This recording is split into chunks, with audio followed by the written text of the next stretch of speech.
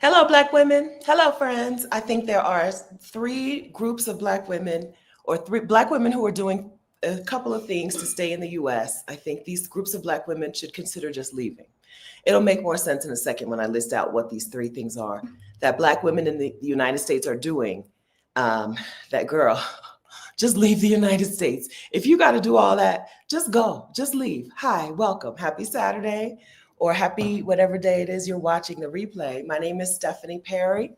I'm a house sitter, creator of House Sitter School, and co creator of Exodus Summit. And I help Black women take sabbaticals or career breaks out of the United States, move abroad completely, or bop around the world as a nomad. If any of these things sound good to you, hit the subscribe button, please. Let me drink some water while you do that. Let me give you a second.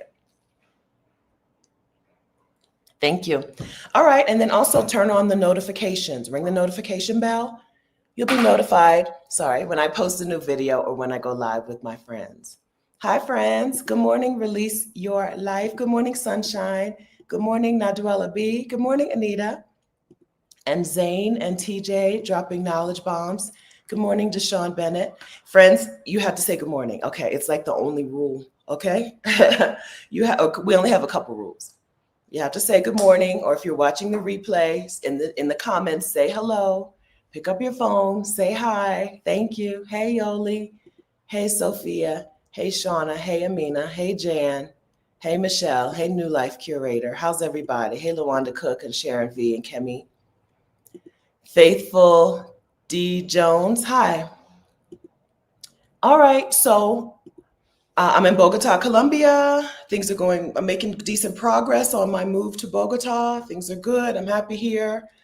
But I've talked to some women over the past 2 weeks or so. I've done some coaching and some coaching and conversing with Black women. And I'm like, girl, if you got to do all that, just go. Just go. Good morning, Mom. My mom's here. Good morning, Connie Perry. All right. Yeah. I'm like, if you got to do all that, just go. Here are the things, okay? I'm a little extra shiny. If you are paying $2,500 a month for daycare in the United States, did y'all know that's what daycare costs? Rashida and I did coaching not too long ago. I think it was inside of the YouTube success. No, it wasn't. Inside of the Exodus ASAP membership. And one of the women was like, yeah, my child's private school in Panama is going to cost $500 and something a month, but I currently pay $2,700 for daycare. Girl, if you're paying $2,000 a month for daycare, you should have been made a plan to leave the country. What in the world? That's crazy. That's crazy. That's a lot of money. I don't know if y'all know this. That's a lot of money. That's like a whole other house. That's cuckoo. If you're paying thousands of dollars a month in daycare expenses, can we please introduce you to leaving the United States and going to another country? Like, girl. Group number 2, if you have weapons to protect yourself from your neighbors,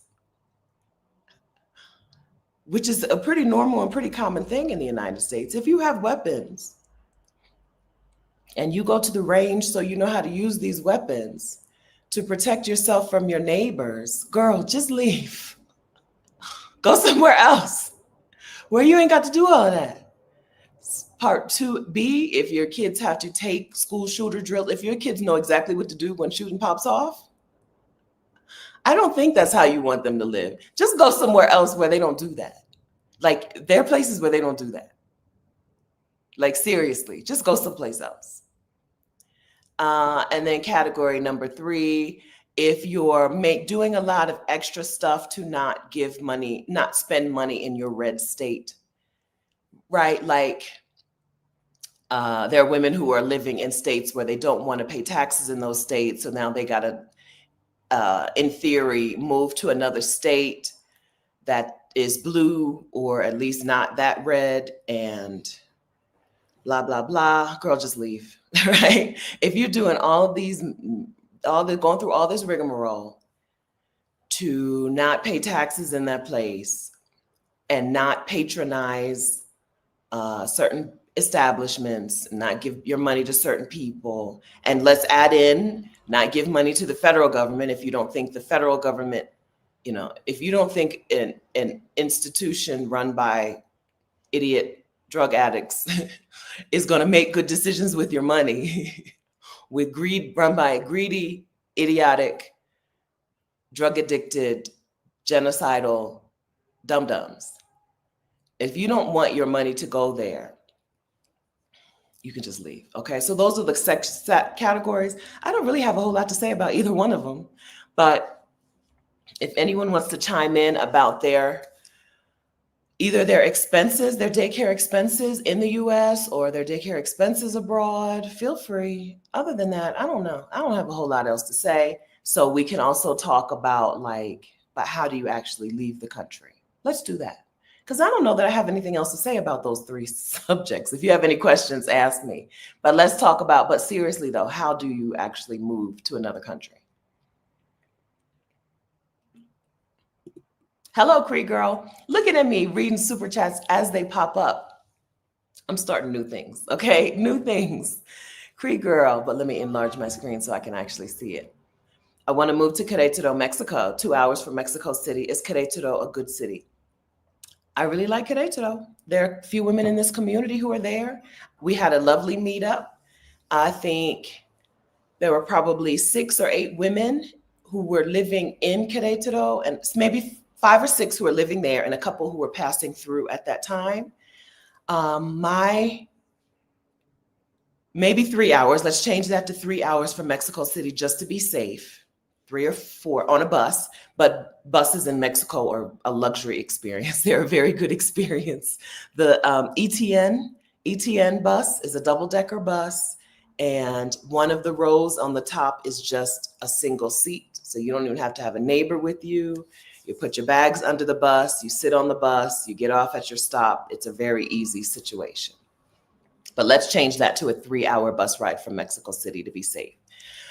Is it a good city? Yeah, I think what Querétaro offers is it's very Mexico, right? But it's also very Texas in a way. So they have a lot of the conveniences that you want that are hard to get in other parts of Mexico. There's an H-E-B grocery store. I think there might be more than one, but there's at least one H-E-B grocery store. Grocery stores in a lot of the world don't exist like we're used to them existing. They're not supermarkets where you go in and you get everything you need, right? Food shopping here in Bogota, very specialized, right? You go to this place to get that. You go to this place to get this. I get my bacon from a different place. I get my eggs. So I just wanted bacon and eggs, 2 stops. Right? I got the eggs and the jam, the preserves at the same place, but I had to go to another place to get the bacon. Food shopping in other parts of the world is very specialized, but Querétaro has H-E-B. They got a grocery store. They have what we're used to, grocery store. H-E-B is a Texas chain. So it's a place where we saw a school with horses parked outside. No, a horse, a lot of motorbikes and bicycles, but then a horse. Like one child rode his horse to school, right? It's a Mexico place. It's Mexico, but it's also got a lot of the conveniences that are hard to get when you leave the United States. So for that reason, I'm all in on Querétaro as long as you don't want big city life. It's technically a city, okay, but it's not big city life. Querétaro is a town with big malls, good shopping, but not the kind of activities that you're going to see in Mexico City, which means it sounds to me like that's what you're looking for. You can get into Mexico City and have big city life, do big city things, and then go back and live, right? I think Querétaro is a good choice for a lot of people. It's more convenient than I think it might have more conveniences than Guadalajara, which is a place that I like. Guadalajara's got fast internet, No problems in Guadalajara. But I think Querétaro might have more conveniences that Americans are used to. And then definitely more than like a Guanajuato, which is another place that I like. It's very cute. Guanajuato is cute and beautiful, a nice view. It's like a city in a bowl, right? So if you're staying up here, you're looking down in the city, it's beautiful. If you're staying down here, you're looking up at the little hills or mountains, it's beautiful. But it does not have the conveniences. Like, no, not a lot of English spoken. You're going to have to get on your Spanish. You're going to have to get on your Espanol pronto, hasta pronto.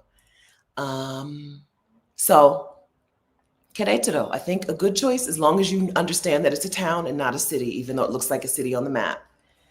I think it's a good choice. I don't know how many times I can say it, but yes, I enjoy it. It's also very close to San Miguel de Allende. A certain person we may know is in San Miguel de Allende right now.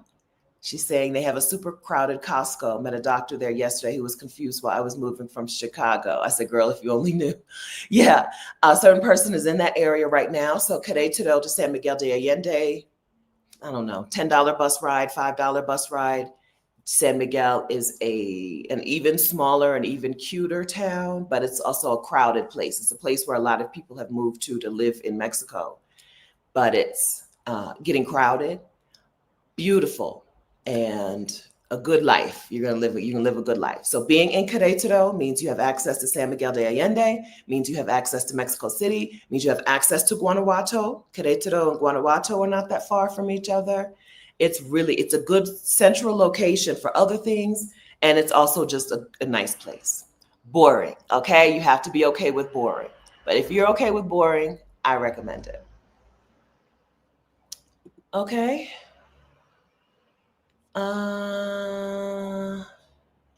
Let me scroll up and just read some questions. Erica De Niro TV. I remember paying $7,000 in 1 year for childcare. Girl, 27. I believe she's in the DC area, but I can't remember for sure. I think she said the DC area. $2,700 every month for daycare. And I don't think she's in some private school daycare like the Harvard of daycares. I think it's just daycare. $2,700 a month. Some of us are a little old and we don't know what things cost today. But friend, if you're paying those kind of prices, get yourself a plan together and leave the country. Go somewhere else for $2,700 a month in Querétaro. Let's go with Querétaro. For $2,700 a month in Querétaro, you could have yourself a 2-bedroom apartment or house with utilities, right? 27. You could have all of your food and a nanny.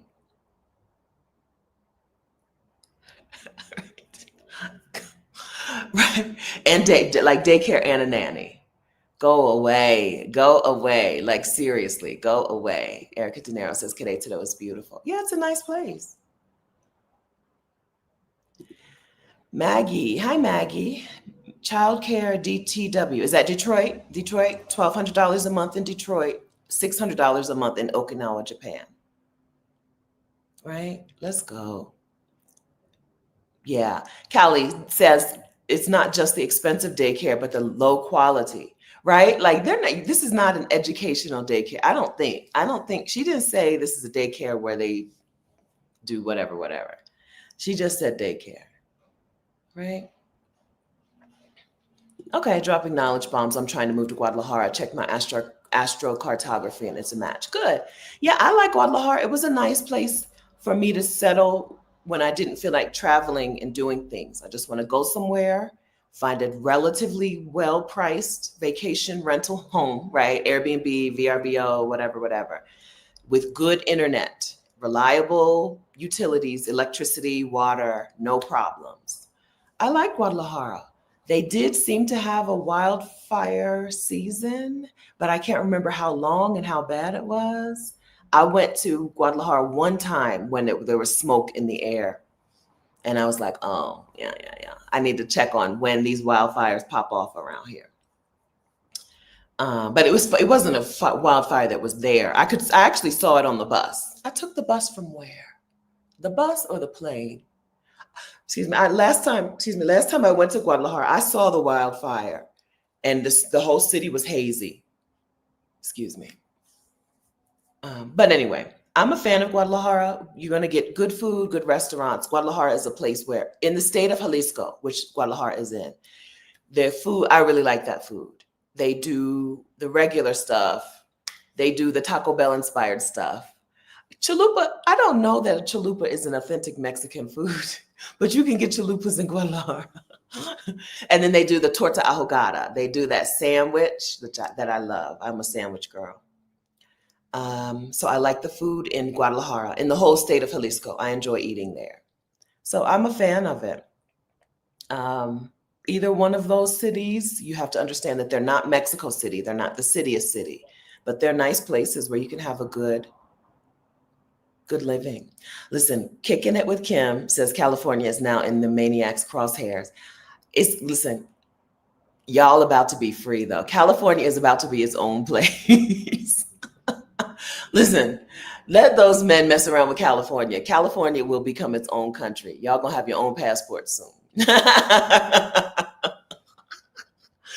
California is about to get free, independent. We'll see what happens. We'll see what happens. I'm looking for questions. Yeah, Erica, different states in Mexico have different cuisines. That's right. Yeah, I really enjoyed eating in Jalisco. I've heard people say on the Yucatan their food is not their favorite, and then down in Oaxaca is most people's favorite food place. I'm a fan of, all of it, but I really enjoyed eating in Jalisco. Joy Medley, how do you overcome the fear of being lonely moving to a new country? I've traveled solo before, but now it seems different. I think it's easier to make friends and meet people in a place when you're there for a while. So if you could travel solo, you can live in a new place because you have more time and more opportunity to meet people. Inside of the Exodus Summit Facebook community, which will be moving off of Facebook very soon, very soon. Okay. But for now, it is on Facebook. Inside of the Exodus Summit Facebook community, literally women all over the world are like, hey, I'm here. Who wants to meet up? I just did that here in Bogota. Maybe it's probably a month ago now. And now the women I met were traveling in Bogota. They were not living in Bogota. But it was really nice to sit down with two Black women from the United States and kiki, right? It was really nice. So how do you overcome the fear of being lonely? You plan for it ahead of time. What is my plan to not get to the point of despair and loneliness? That is, make friends before you get there. Get inside the Exodus Summit community. Get inside of expat communities for people in that place, right? There's expats in any city. There's expats in Colombia, expats in Bogota communities, and there are Black expat in Colombia communities. Where I reached out to these women was Black women expats in Colombia. I think is what it's called, something like that. So get yourself involved in these communities first. One, Exodus Summit. 2, other communities. 3, find a thing that you like to do and do it, right? Get a hobby and do it. If you're a runner, sign up for a running club in that place. If you're a sewer, find a sewing circle, right? If you, whatever, a thing that you like to do or a thing that you want to like to do, find it in that city and go there and do it with people there. There are things that you can do without even really speaking the language, right? A running club, okay, who cares if if my Spanish is not that good? It'll get better, right? So those are 3 steps. Number 4, invite people to join you. Invite people to come down and visit you. They'll do it, right? Nobody ever spent the night in my house in Delaware, but I have had guests at my Airbnbs in Costa Rica, in Colombia, did anybody join me in Mexico? Maybe Mexico, right? Invite people from home, from your life in the US, invite them down, right? We got 4 steps. Did you write these down, Joy? That is how you overcome the fear in advance of being lonely. You make a plan for it. And then when you do feel lonely, it won't be a surprise, and you know what to do. You know one of these levers to pull or one of these buttons to push to make sure that you don't stay feeling lonely. You could also get a cat.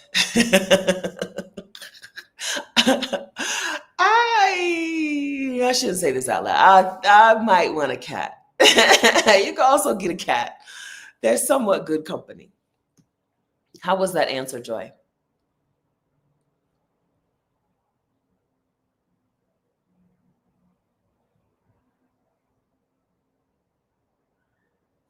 Yeah, Louise. So the way things are done in the United States is not the way things are done in other places. Being a car first culture in the United States is kind of strange in the rest of the world. I'm a fan of driving. I love driving. I love road trips. I don't love being tied to a car. I don't love having to have a car. So Latin America works nicely for me, but I don't drive here on on a daily basis. I will drive if I'm going from one city to the next, but I don't drive on a daily basis. Keep enough money. So in places where things operate differently, you need to have enough money to handle those things in cash, like in the bank. I don't mean like in your purse, but I mean like being able to withdraw that amount of money. Um, if I was in Mexico and I got into a car accident, and even if I was insured, I would probably have to pull out a whole bunch of cash first. So having a little, I don't want to say stockpile, but having a supply of cash for a car accident, for a hospital stay, while your insurance is being figured out is always helpful. A lot of things can be solved in cash in a lot of the world where in the United States, it's not necessarily that. Like in the US, you're not paying hospital bill in cash because it's $45,000, right? But if it's $450, yeah, take my money. Let's go. Anita, I enjoyed the food in Queretaro as well. It's a soft landing, like a big suburb to me. Yeah, Queretaro, I think, is a nice choice for a lot of people. All right, where are we here? I'm just scrolling, looking for questions. Did I visit? Hi, Shanitra says, did I visit the Caribbean side of Costa Rica? Yeah. If so, how did you like it? I liked it to visit. I don't know that there was enough going on for me to stay. Again, I like conveniences. I went to Puerto Viejo on the Limon side of Costa Rica. Adorable beach town that if I lived in Costa Rica, I would go back to that beach town again and again, but I can't see living there. Like, beach towns mean beach roads, beach roads. First of all, it means heat and humidity, which is not my thing. I'm not a fan of heat and humidity. But it also means like the roads are sand and dirt. And it was just where I was just small towns. It was nice to go to the little park, or what's it called? The national park. I think there's a national park right there, and see the sloths and the trees and stuff like that. But I don't think it was a place for me to live. You decide if you're a small, very small beach town person. You decide. Good morning, Niela. Dr. Kishi Ducree, I think Querétaro is more family friendly than Mexico City or San Miguel. Am I mistaken? I'm looking for a place to raise my kids. I think either one of those, all of them are family friendly places. Family friendly in terms of that city's accommodations, anywhere. When you leave, so is it family friendly or is it kid friendly is just an American question, because a lot of America is not family friendly or kid friendly. Most of the rest of the world is. If it's a place that's not actively in a war, it's probably a family friendly and kid friendly place. So I wouldn't say Mexico's not family friendly. It just is. It is a big city, right? It's a big city place. But and so I don't know that I would say one is more than the other. They're all going to have accommodations for kids. The kids are going to be welcome everywhere in all those places. Like if you can take dogs to a restaurant, you can take kids to a restaurant. Querétaro, there's a Black woman here in the Exodus Summit community who has started a micro school homeschooling or like schooling kids in Queretaro. So maybe that's why Queretaro has a more family friendly vibe or reputation, because some of the people who have moved there have gotten together and done things together. So maybe yes, right? So Angela and Lamar and Angela is their YouTube channel, Lamar and Angela. They lived in Querétaro, Mexico, and when they moved there, they had 2 high schoolers, and they did a lot of things in community. But that doesn't mean it's not other places. That doesn't mean other places aren't family friendly. But there is a solid network of parents and kids in Querétaro.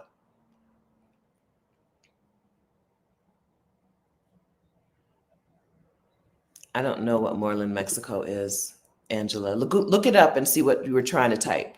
I don't know any Moreland, Mexico. Oh, Morelia. I like Morelia. You need to be able to either speak Spanish in Morelia or be okay with not understanding things. Okay, very little. When I was in Morelia, it was 2018, 2019, maybe. You understand that it's not like Mexico City, where once you start speaking, people are just going to switch to English with you, right? And also when I was there, the internet was very slow. If you work online, if you make your money on a computer and you need fast internet, you're not gonna, Morelia is probably not a good choice unless you live in Atlanta and you already have slow internet. If you live in Atlanta, you can probably deal with Morelia's internet. But I like Morelia if you're looking for a small, cute town. There's also a college or university there, but it still has a small town vibe. I like Morelia. It's in a state that is a little more dangerous, right? So the places we've talked about so far, the state of Jalisco, the state of Guanajuato, the state of Querétaro, right? They are safer. Morelia is in Michoacan, and part of Michoacan is not the safest. Morelia, I found it to be safe, and I have not heard any otherwise. But there are other parts of Michoacan that are not safe. But Michoacan has a big tourist industry because of the monarch butterflies migrate. Monarch butterflies migrate to Morelia, to Michoacan, to the state of Michoacan, near Morelia. And so because of the tourism industry, there is a little pocket of safety, more safety surrounding a more unsafe state. You know what I'm saying? When there's a lot of tourism, the cartels, right, let the tourists be. And so you have a pocket of safety, I think, in part of Michoacan, but then another part of Michoacan not safe. In Mexico, it's easy to just describe a state as, yes, it's a go or it's a no-go. There are states in Mexico that are no-goes. Sinaloa, no-go. We're not going there. Michoacan is both. Right? Like Delaware once was a slave state and a free state at the same time. Okay. Michoacan is a safe and an unsafe state at the same time. Okay. Okay. Most of the other places that you ever hear anybody talking about, safe. Right? But Michoacan it's its own thing. Michoacan is different. Okay.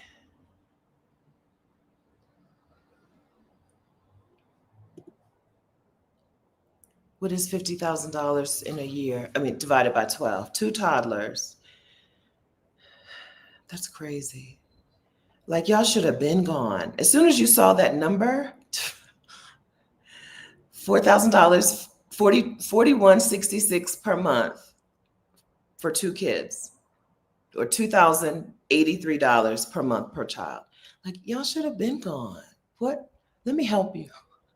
Let me help you. My friend Zane says my friend had to quit her job because babysitting cost her $2,200 a month in 2017. Yeah, that's you. Hi, seeking unknown paths, $2,700 a month in Washington D.C. for daycare. For one. That was one person, right? One little person, right? Yeah. So let's talk about, if you are a mom with a daycare age child, how do you even move abroad? I'm so glad you asked me that. Get your notebooks. Get your notebooks. Okay. So for most people, we start with one of two questions. Either, how much money do I already have access to? And where? That's about to two branches of questions, let me say, right? Two branches. The questions are either in one branch or the other for most moms. How much money do I already have access to for a month? And then where can I live on that amount of money, right? If you already have a fully remote job, or you're a freelancer, you're a consultant, you run your own business, you're doing gig work on the internet to make money, and you don't need, you have a pot of cash, or you're retired somehow, your veteran disability check is real, or your alimony check is coming in, or whatever. If you have you have a pot of cash that you know you could live on in another place, then we start with, where does that money work, right? Where does that money work? If anyone is in that category right now and you want to share that, go ahead and share that, and we can workshop this together, right? So that's branch number one. Branch number two is generally, all of my money, all of my income is dependent on me being in the United States. If I leave the United States, I need to start over. Now, how do I find the money to be able to go abroad? Okay. That second category, the answers are, if you're already a teacher, teach in another country. Go to one of those recruiters who recruits for international schools. Go to another country. Y'all could be there by August. Like, seriously, it's June 7th. Y'all could be in another country with you having a job and a place to stay and a place for your child or children by August.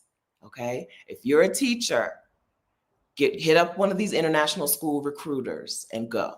Okay? If you work in healthcare, you may be able, this is probably a 1% chance, but a chance. You may be able to do the same work that you do in another country if it's like a country that has a shortage, like Canada. Canada has started actively recruiting US healthcare workers, I believe. I've been told that, and I believe it. It may not be true, but I've been told Canada is actively recruiting US healthcare workers, okay? If you're a teacher, if you're in healthcare, I would start with what you already do. If you don't do either one of those things, I would consider remote work, or I would consider freelance work. Okay? What remote work looks like is truly remote, not just work from home. A lot of people say, I have a remote job, but I still can't leave the country. You have a work from home job. For this conversation, let's call that a work from home job. Okay? Let's call a remote job a job that is truly like you can work from wherever you want. Okay? How do you find remote work? You go to Libria Jones Resources. Her business is called Quit Commuting, right? Quitcommuting.com.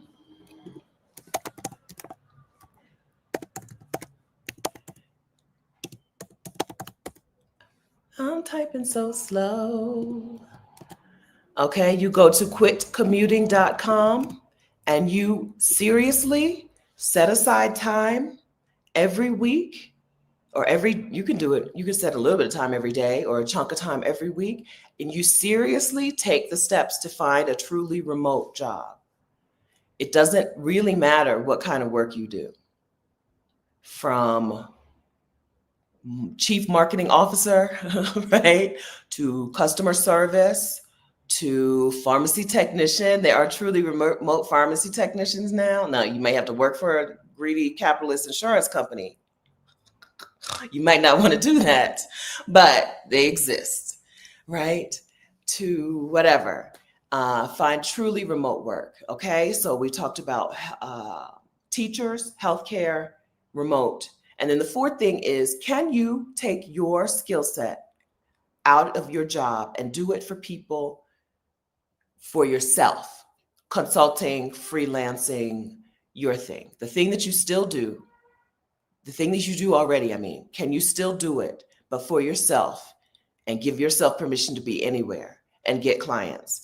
And then the fifth thing is some other type of not related to what you do today, some other income stream, maybe investment income, maybe coaching. I do YouTube plus coaching, plus the Exodus Summit, plus merch, right? These are ways that I make money to live anywhere in the world. And at this point, right? So my YouTube channel is only, this is so hard for me. I started in 2019. Is that 6 years? Yeah, 6 years. Because like, it's your whatever anniversary is not the same as the number of years you've been doing it. Or is it? I don't know. This is the thing that trips me up. 6 years. And I'm at a place now where I could be I can afford to live most places in the world from YouTube and coaching. Let's see, probably not like Singapore, probably not like Switzerland. I think they're the most expensive places but almost any place else. I think I could even afford to live in Fiji. It would cost me an arm and a leg to get back and forth. But I think I got Fiji money, right? 6 years. Did we cover all of the categories? Let me catch up on the chat and then I'll come back to where I was, if I can remember that. Oh gosh, I'm really far behind. Hi, Anzali Takes Africa. I've taken all my work experience and placed it into my virtual assistant agency because I was an educator with access to university talent. It was the perfect merge. Wonderful. So how's the agency going? Is it enough to support you? Right? Let us know. That's wonderful, right? So friends, the agency model is even better than the freelancer model because you don't have to do the work, right? The agency model works even better. Do you have any advice for someone, I'm sorry, I lost it, who just graduated with a BS in psychology? So what was your plan? What was your plan? What type of work did you want to do? So frankly, if I assume pure pandemonium, that means you're a young person, a 20-something, I would get me a little pizza job, like seriously, a little pizza job. If you're in your 20s, I would probably look up countries that let you do the work. They're not called work exchanges though. What is that New Zealand thing called? New Zealand young people work permit. Working holiday visa. I would look up countries that have, if you're a young person, and if you're not a young person, correct me. Thank you, Adelia. I would go find out what countries have a working holiday visa and then just go do little stuff, waitressing and bartending. I think that's what you do on a working holiday visa. Little stuff, right? When I was in Australia in 2016, people who did one of the working holiday visa jobs was like construction, and it was hot. Australia, now I was there in their wintertime, our summertime, but it's hot. But the person who holds the little flag for the construction thing, they made like $22 an hour, right? Now in Australia, that's not a lot of money. You may need a roommate. But I would consider a working holiday visa. I would also consider combining some sort of online gig work with, if you wanted to go to school some more, I would consider getting into a university in Europe where tuition is like $2,000 a semester, 2,000 euros or $2,000 a semester. And go to do more school. If you want to do more school, I would consider going to Europe. If I was a young person today, I wouldn't worry about no serious job. Okay. I would have a fun job that let me have fun times.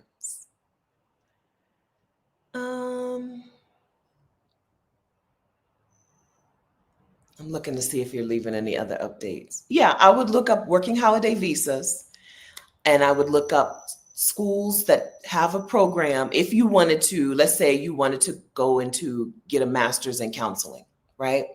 I would see where in Europe you could do that in English, what the tuition is, and I would do that. And then I would pay my bills by, if that's some countries, the student visa may allow you to also work there, right? So maybe in France, I don't know if this is true. Okay, I would look it up.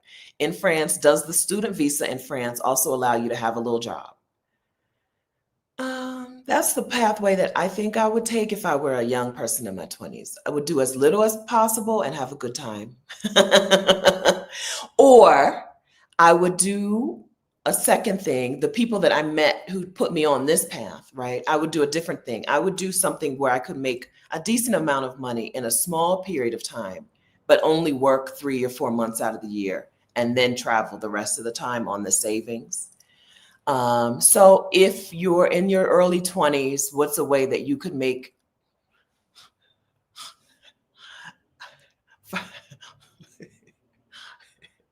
the first thing that came to my mind was feet pics. Okay. If I was in my early 20s, I would probably sell feet pics until I had enough money to travel for a year. If I was a house sitter and I knew that I could, make some money here and there by tutoring English online, I think a year is still about $10,000 or $12,000. If I had $10,000 and I was a young person, I would be out in the world living. House sitting for free. House sitting is free unless you know how to get your own clients. If you're getting clients on Trusted House Sitters, you're not paying for accommodation, which is like free, which is like making money. Yeah. If I were a young person, I would combine those things together to make a fun life. Fun is the name of the game. Have fun. Have fun. Have fun in your 20s. We also have fun in our 30s and 40s and 50s and 60s and 70s and 80s, right? But it's easier, I think. It's easier in your 20s. Hopefully you don't have a house and a car and a spouse. A house and a spouse will really make your planning more complicated. It won't make it impossible, but a house and a spouse will make planning there are more steps, right? The peace out protocol for a brand new college graduate is basically bye, right? Whereas the peace out protocol for you, if you have a house and a spouse, is like 8 steps. Where am I going? What's the cost? Where's the money coming from? How do I get residency? What do I do about my home and all of my stuff in that home? Do I rent it? Do I sell it? Do I put my stuff, whatever. What do I do? What is my partner? And what about my kid? How do I make a plan for the partner and the kids? What about healthcare?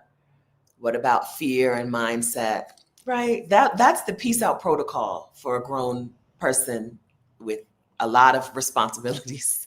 But seriously, friend, a peace out protocol for a brand new college graduate is like, I got $3,000 and I booked a house sit. I'll see y'all in 6 months, right?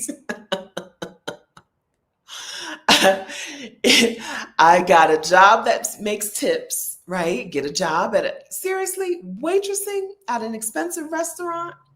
I got a job, or OnlyFans, or whatever. $4,000, $5,000, maybe $3,000. If you're a house sitter with $3,000, you can have a good time. Okay. I haven't seen another comment. I'm pausing because I'm hoping to see another comment from you to see if I was on the right track. Zane, no house, no spouse, no kids, trying to figure out why I'm still here. Me too, Zane. Okay. Let's work on a plan. Okay. Let's work on a plan. Let's figure out if you have a pot of cash today, right? Like, I'm a freelancer and I have this many clients, and so I make about this much per month. Or I have a remote job. Or I have savings and I'm willing to quit my job and live on savings and then get another job later. Or I have rental income. My house is rental income for me, right? Figure out if you have a pot of cash, then just see where you can go on that pot of cash. If you don't know where, I would start with which country should I move to, the quiz. Start with our Exodus Summit quiz. It's going to give you an answer, But we're not saying that that answer is your answer. We're saying that answer is a place to start looking. The which country should I move to quiz is at exodussummit.com/quiz. If you're trying to figure out why are you still here, it might be because you haven't taken the steps that are inside of the Peace Out Protocol, right? I keep talking about the Peace Out Protocol. The Exodus ASAP coaching community is where we work through the Peace Out Protocol together. You can look at these 8 steps and see which one of these needs the most support. And if you need coaching and support to do these things, coaching and accountability and resources to do these things, then you should join us in Exodus ASAP in our membership, exodusasap.com. Okay, because the women in that membership are not women who are like, I'm trying to figure out why I'm still here. They're like, I'm leaving June. Let me tell you, we just had coaching the other day, and I wrote down their go dates. One of them was June 20th, right? One was mid-August. Where's my piece of paper? Is this the right notebook? Right, like that is a place. No, because this isn't the right notebook. Notebook life is. It's hard to keep track of things. I always say, let me color code. Orange will be this and blue will be that. And then I never remember and I just write stuff in whatever notebook I have. No, because it's my YouTube challenge notes. But what I'm saying is, if you're looking around like, what am I doing here? Why am I still here? You probably need a little coaching. You probably need a little bit of accountability. So you're welcome to join us in the Exodus ASAP membership if you're a Black woman. There are women who do join for 6 months. We have a 6-month membership. It's $247 a month. There are women who do join for 6 months. Those are 6 months. Those are women who are like, there's 8 steps in the protocol, and I don't have any of this figured out. And I want to be gone in a shorter period of time. Let me join for 6 months and get all of this taken care of. But there are women who join for 1 month. They're like, what I need this month is to make progress on this one thing. Let me get in here, get these resources, get this coaching, make progress on this one thing. I'm out. Maybe I'll come back into the membership later when I need some help on this other thing. But I'm going to do most of this kind of self-paced. And then there are women who are in between. ExodusASAP.com is where you go to join the Exodus ASAP membership. So June is declutter month. We did some declutter sessions live. We did a declutter coaching session. We watched some expert decluttering advice on how to get rid of how to minimize, how to downsize significantly. We talked Thursday on what do I take with me and how do I know what goes with me into my new life and how do I part ways with this old life that I worked so hard to get. That was Thursday. But July is Get Your Next 3 Clients Challenge. If you're in Exodus ASAP now, you get decluttering. And then if you're in Exodus ASAP in July, you get Get Your Next 3 Clients Challenge. We're working on that together. Women who joined Exodus ASAP, I think that was January or February when we did the challenge, have had some successes, have had some wins, have gotten their businesses off the ground so that they can be wherever they want to be. Okay. Thank you, Amina. I did an awesome guided meditation on Thursday. When you're talking about like a new life, doing new things, it can be hard to leave the old stuff behind, but you have to be able to have a vision for what you're going towards. And sometimes we don't take a lot of time to sit down and like get that vision in our heads and see it in front of us. So Thursday, before we talked about our stuff and making a plan for decluttering and downsizing and moving, we spent some time with that vision. What is it? What do you even want? Right? And why do you even want that thing? Is it what you want? Okay. Okay.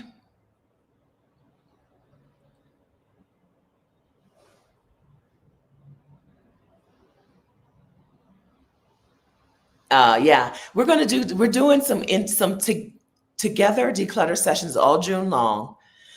Like I said, we had a coach a lesson from a decluttering expert, like a Marie Kondo trained decluttering expert, and we're doing some accountability decluttering sessions together.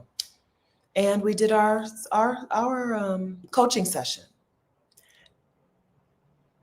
Next, so my coaching session, I believe, so this one was me and Rashida together. Every month in Exodus ASAP, there's a coaching session with me and Rashida together, coaching session with me, coaching session with Rashida, and a coaching session with an outside expert. So this one was me and Rashida together. That's called our Founders Hour. Next week, I believe, is my session alone. And my session alone is actually on decluttering your destinations.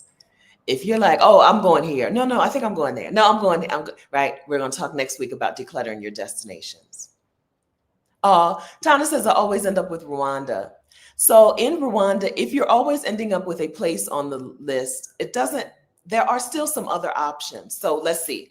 If you got Rwanda on the list, I'm guessing you probably want to be in a place with Black people. I would add in some of the Caribbean. It depends on your cost. One of the least expensive places in the Caribbean is Curacao. I'm not saying it's cheap, okay? But Jamaica and Curacao are among the least expensive in the Caribbean. If you got Rwanda, probably what would also work for you would be in Mexico. Okay, so this is gonna sound weird, but in Mexico, if you got Rwanda, in Mexico, you probably would enjoy, I'm going to go with Puerto Vallarta, PV. Even though Rwanda is not like a beach place, it is still a nature place. Rwanda to me is nature plus coffee shops, right? Also, I would say Nairobi. A little birdie wants you to know that you should not tell anyone else this, but there's possibly going to be a meetup in Nairobi in 2026. Possibly in June 2026 in Nairobi. It's possible. Anything can change. Okay. Don't be mad at me if it's not. Okay. But I'm thinking June 2026, Nairobi, Kenya. So also Nairobi, if you got Rwanda, and South Africa, Johannesburg. Yeah. Do any of those. And then let's go to Central America, Rwanda, Central America, Cartagena or Medellin, Colombia. Let's go with Medellin. Colombia. Unless you like it hot, then Cartagena, Colombia. Okay. So yeah, quizzes aren't perfect. But yeah, if you got Rwanda, I'm guessing one of those places too. Oh, and then we didn't talk about Asia. So if you got Rwanda, then also Chiang Mai, Thailand, or Kuala Lumpur, Malaysia. Lots of choices. It's a good thing. You have lots of choices.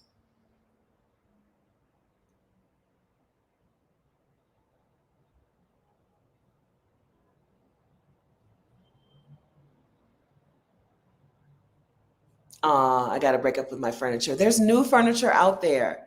There's new stuff that you're going to like. I've been looking at furniture here in Bogota because I'm looking for a place and looking for stuff and whatever. And I'm like, oh, this is real wood. This is solid wood.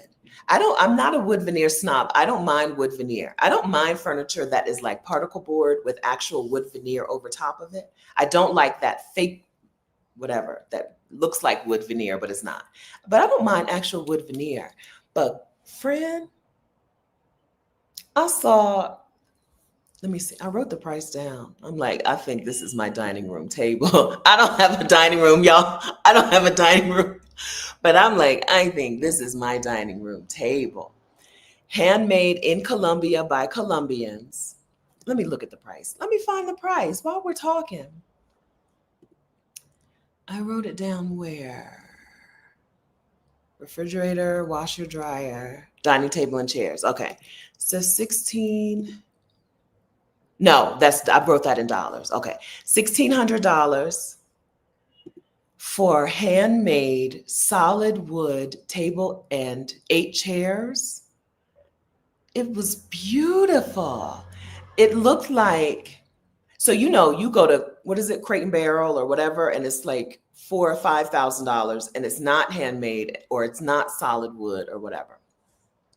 $1,600 for like a full dining room table. And chairs. I'm not talking about a kitchen table.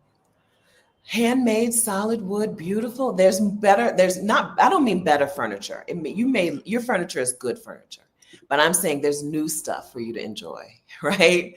There's new decorations. You've enjoyed that furniture. You've enjoyed those decorations. Other people will enjoy them now, and then you go somewhere and you got new stuff, different stuff. I was like, oh, let me see if I can hurry up and get me a place. I want this dining room table and these chairs. Sofas, the IKEA, let me see. So I told you I walked past, or so, I don't know, I think this might have been on Instagram. I'm down the street from an Ashley Furniture here in Bogota. And I went into Ashley Furniture and it was 15 million Colombian pesos. Convert 15 million COP to USD. A little sectional sofa, beige sectional sofa, was $3,600 at Ashley Furniture in Bogota.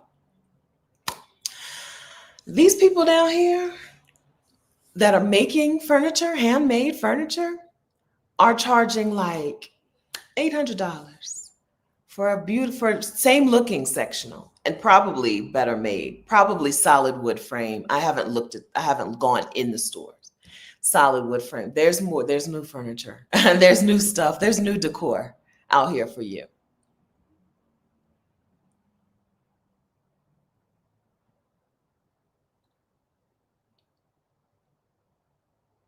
So Amina is an Exodus ASAP sister, but she's also one of our community manager.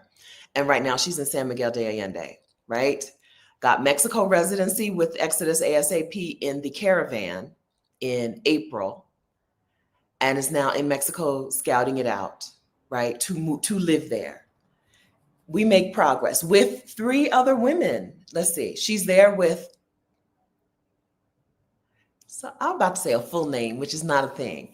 Letter D. Her name starts with the letter D, Exodus ASAP member, and letter A, who is an Exodus ASAP alum, right? She was an Exodus ASAP a couple of months ago, got residency, right? They're making progress. If you're seriously, friends, if you're like, what am I doing? I've been watching these videos and I'm not making progress. You're invited. Let me get this link. Let me get the link for you. You're invited, if you're a Black woman, you're invited to join us in Exodus ASAP. You can come for a month, right? Get some progress. Let's make some progress. Okay, can I see the super chats? Let me look for the super chats. All right, thank you. DG, good morning. Thank you very much for that super chat. Good morning. Looking to slow travel, which I know is quite risky right now. Wondering what places would you recommend to travel? Just worried I may run into problems being American. Thank you. I don't know that slow travel is risky right now. You're Black, okay? Black people, the world loves to see Black women, and we get treated differently as travelers. They will know that people almost always know I'm American, almost always, except for down here. Half and half. People almost always know I'm American in other places, though. But Black people are not the same American as white people. And ain't nobody checking for you. Nobody is going to harass you about being an American in another place. So I would say it's not risky right now, right? You're Black, okay? We're Black. Let them other people get harassed or whatever. No, ain't nobody worried about us. People are happy to see Black women. Okay. What places would I recommend you to travel to? It depends on what you're into. So in February, a group of us went to Vietnam, and it was really nice to see Black women in Southeast Asia being treated the way Southeast Asia treats people, which is focusing on a whole wellness package, right? Good food, good, beautiful views, Swimming pools everywhere. Everywhere you go, there's a swimming pool. In Cambodia, there were just restaurants that had pools, right? um, Massages and acupuncture and body work. It depends on what you like. I would just pick a region. If you're going to slow travel, pick a region and just start there. You don't have to make this a whirlwind tour. The mistake that I made, the biggest mistake I made, I think, during my slow travel gap year, the first year, 2015 to 2016, was thinking it was a trip of a lifetime. And I had to see all these places. Because you know what? I still am a nomad, and it's going on 10 years, right? That was September 21st of 2015, I left. I still don't have a house. I'm still a nomad. And so don't treat it like it's a whirlwind tour. Pick a region that you want to check out for a while and go there. It could be Southeast Asia. It could be Mexico and Central America and South America. It could be Africa. It could be the Caribbean. Pick one region, maybe two. I don't know. Without any more information than this, I don't know, right? But what I would normally say is pick a place. You can go other places.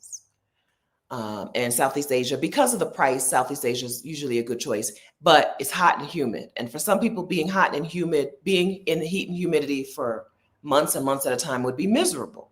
Okay. Then maybe, so surprisingly, Central and South America has a lot of high altitude cities where it's not hot and humid.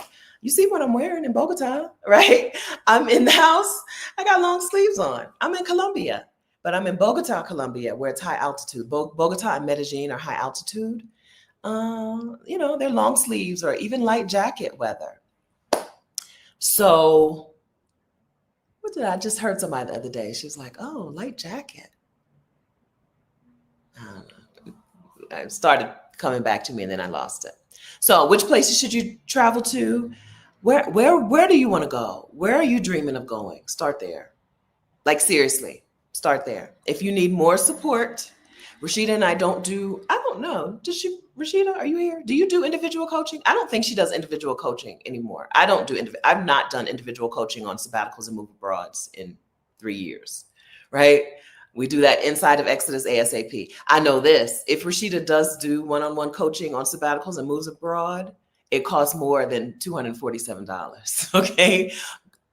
Google, go to RashidaDow.com and see if there's a price for a coaching call with her, a 1-hour coaching call. I guarantee you it's more than $247. So you might as well join us in Exodus ASAP, where you get coaching from us, you get community, you get support, you get the I don't want to call it a program, but we have some lessons for you to look through. All of that. Where should you go? Where do you want to go? It's your world. Black women rule the world. It's our world. We are the first humans in the world. You belong everywhere. Go there. Thank you, Dee, for that super sticker. Good morning. I hope you're still here. Shantae, please talk about my birthday gathering. Okay, this is the last time I'm going to talk about this on YouTube. Okay, because listen. We got to keep it small, intimate. Okay. We're getting together here in Bogota, Colombia for my birthday, which is July 5. I think a couple of the women have already told me they're flying in on the 2nd or 3rd, and they're leaving on the 6th or 7th. But as far as I know, we're getting together on July 5. The other women who are here, you can get together with them whenever you feel like it. We'll make a WhatsApp group. I may make the WhatsApp group today. We'll make a WhatsApp group so y'all can get together. Bogota, Colombia, July 5, some restaurant. I've crossed 2 off my list. I started with just a list of rooftop restaurants and I visited 2, crossed 2. One of them was the hotel I stayed in. The food wasn't good. So we'll find a restaurant where we can get together for that day on July 5. And then maybe on July 6th, we'll go to brunch in the morning. That's it. You're invited. This is co-ed, so it's going to be co-ed. I made it co-ed because I'm hoping that some of you will come here for a visit and be like, oh, I like it. I want to move here. Okay. Because I need friends. So it's co-ed. If you have a male's partner, a male child, it's co-ed. If you are a male person, because I do have some male subscribers, it's a co-ed meetup, July 5, Bogota, Colombia. That's it. You need to RSVP by emailing Bogota birthday at proton.me. Let me get my email address. I made a special email inbox that I haven't opened in quite a while. So let's see. Oh, 12 new RSVPs. So we're up to 12, 13, 14, 15, 16, 17, 18, 19, 20, maybe 24 people so far. We're going to cap that very soon. Okay. Because I don't think I can get a restaurant that will allow that I like, that'll have room for a big group. I'm looking for the email address. Copy. What can I copy? Copy, paste here. Okay, this is how you RSVP. You do not RSVP until you have your flight. If you don't live in Colombia, do not RSVP until you book your flight, okay? Because I don't want to have 80 people on the list and then I do all this work to find a place for 80 people and then it's 24 people, okay? Bogota birthday at proton.me is how you RSVP. Yeah, it's going to be fun. Most of it is going to be you and other people, okay? You'll see me at the birthday dinner and probably the brunch the next day. Bogota, very high altitude. This city is higher altitude than Denver. This city is higher altitude than Mexico City. It's very high altitude. This is not a place where you come and plan to have your schedule packed and you've never been here before.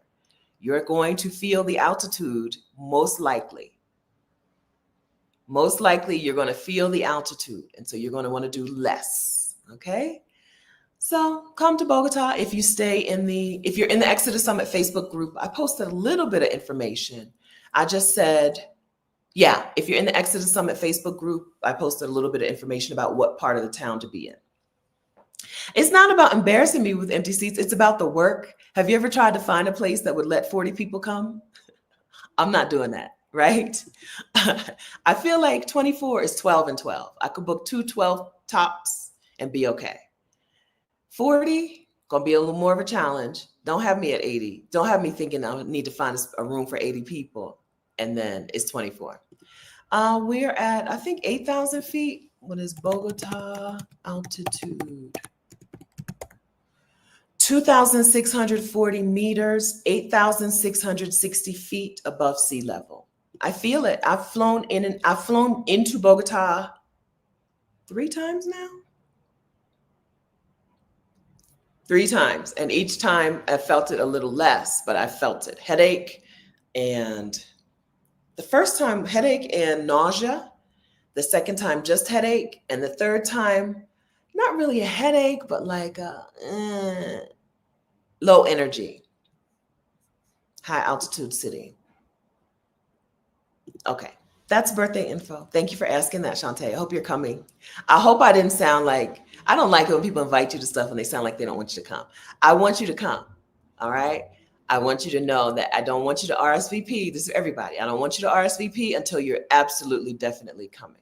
Okay. Thank you.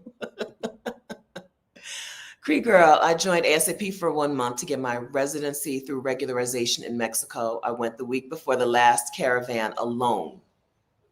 Yeah.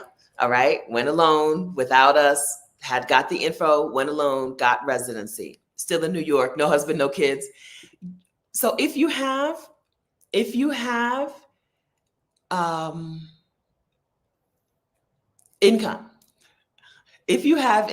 if you have money, and the problem isn't, I can't leave the United States because how am I going to make money? Because my job is here, right?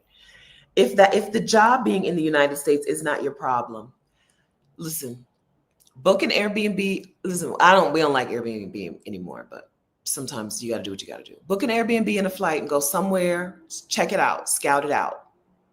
And then you can come back and deal with your stuff. Right? 2, 3 weeks, 4 weeks, 6 weeks, go and come back. Do a little scouting trip.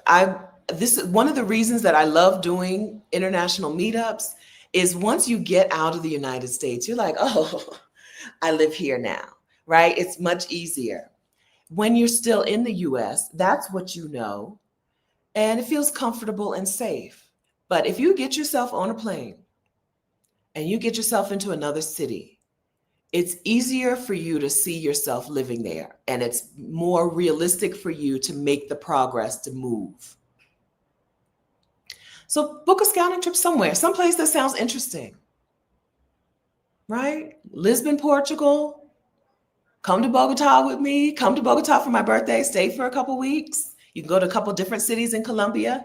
There's the airline, Avianca is not the best, but Copa Airlines has a budget airline whose name I can't remember. Copa, who I like, has a budget airline which does $50 flights from Bogota, 50 or $75 flights from Bogota to Medellin, right? You can check out Bogota, Medellin, and Cartagena and some surrounding areas.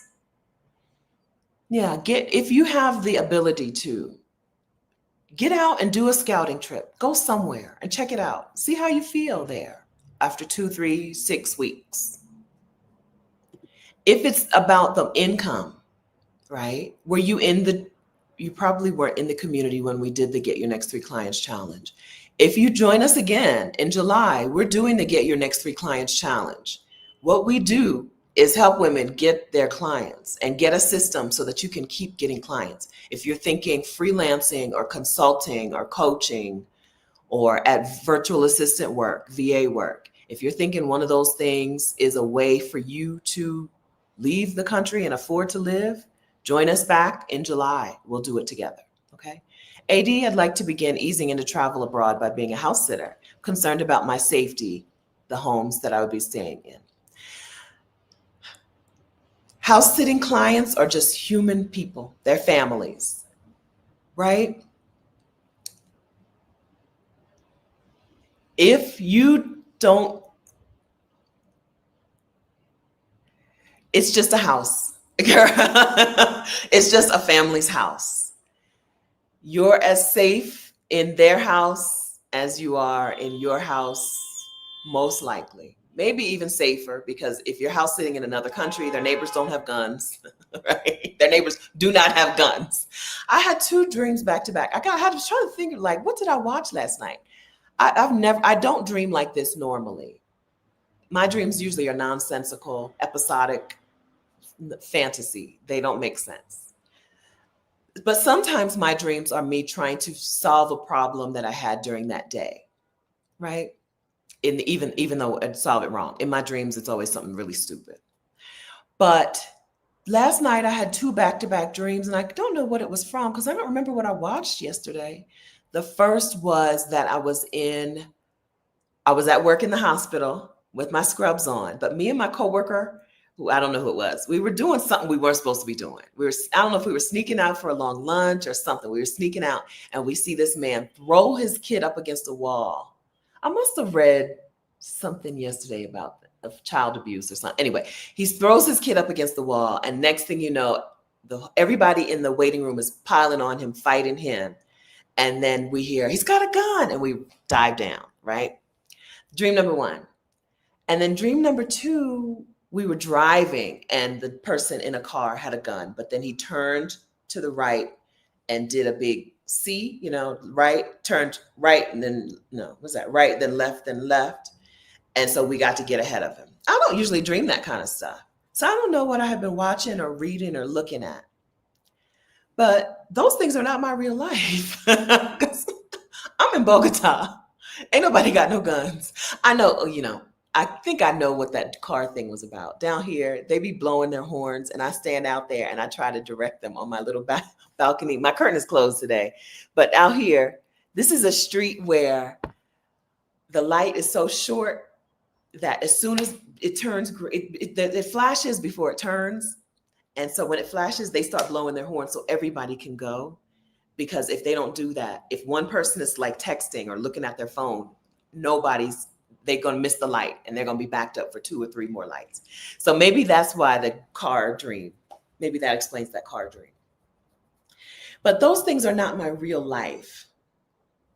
People in the average everyday citizen in Colombia does not have a gun. You're safer in other places probably than you are in your own city. And you're just as safe in a home. in another country as you are in a home in your country. It's just a house.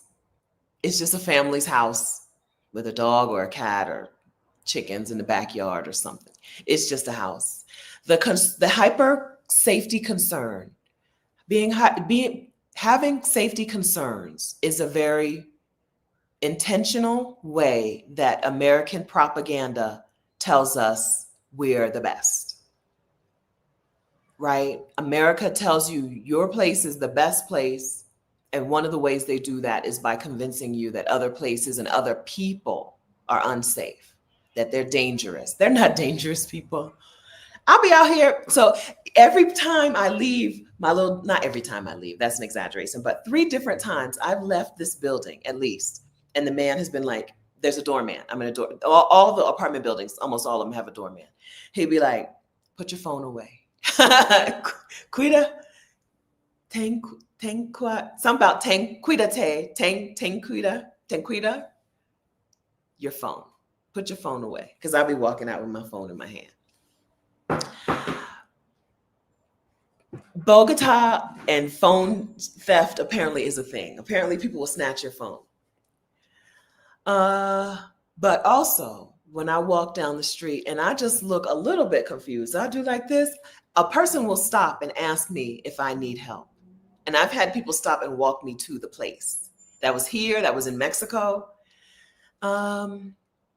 Fear of the stranger, fear of the other is on purpose in America. It's designed to keep you from going other places.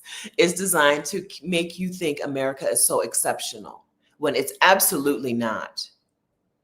American exceptionalism is not a real thing except for comforts, okay? America does sheets and towels, comfortable beds, comfortable sofas, mattresses, better than anybody else in the world. I'm gonna say that. Comforts, American exceptionalism is a real thing. Safety, absolutely not. Healthcare, absolutely not. Education, absolutely not. Air quality, absolutely not. Food quality, absolutely not. Transportation and city design, absolutely not. Like, it's not good at anything except for comfortable sheets and towels. You can just pack comfortable sheets and towels. If you're concerned, your main concern with house sitting should be, will they have comfortable sheets? Or do I bring my own sheets? I've never brought my own sheets to a house sit, but they are better in the United States than anywhere else. Safety is not a thing that you probably need to be concerned with. You're going to look at the neighborhood before you even apply for a house sit. They'll tell you a neighborhood and a landmark, right? 5-minute walk, 15-minute drive from this and that, right? You can go on Google Maps and look at it. And you can walk the little man on Google Maps. Well, mine is a man. You can walk the little person on Google Maps and look at the neighborhood and decide. You're not going to book a house sit in an unsafe neighborhood, right?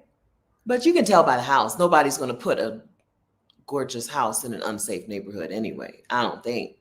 You can tell by the house that you're going to be in a good neighborhood.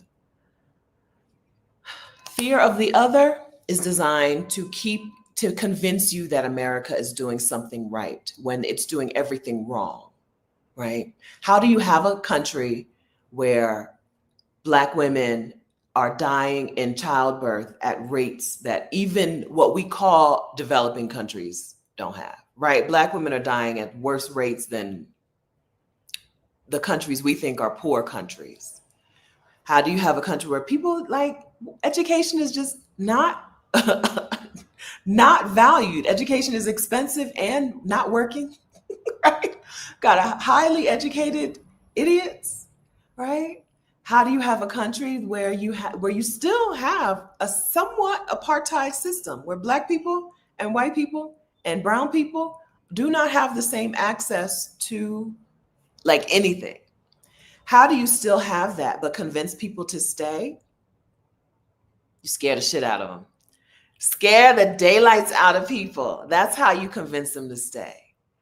These people are dangerous. That place is a mess. That place is awful. It's a war zone. The cartels, right? That's how you keep Black people stay there to work, right? You keep Black people staying there to work.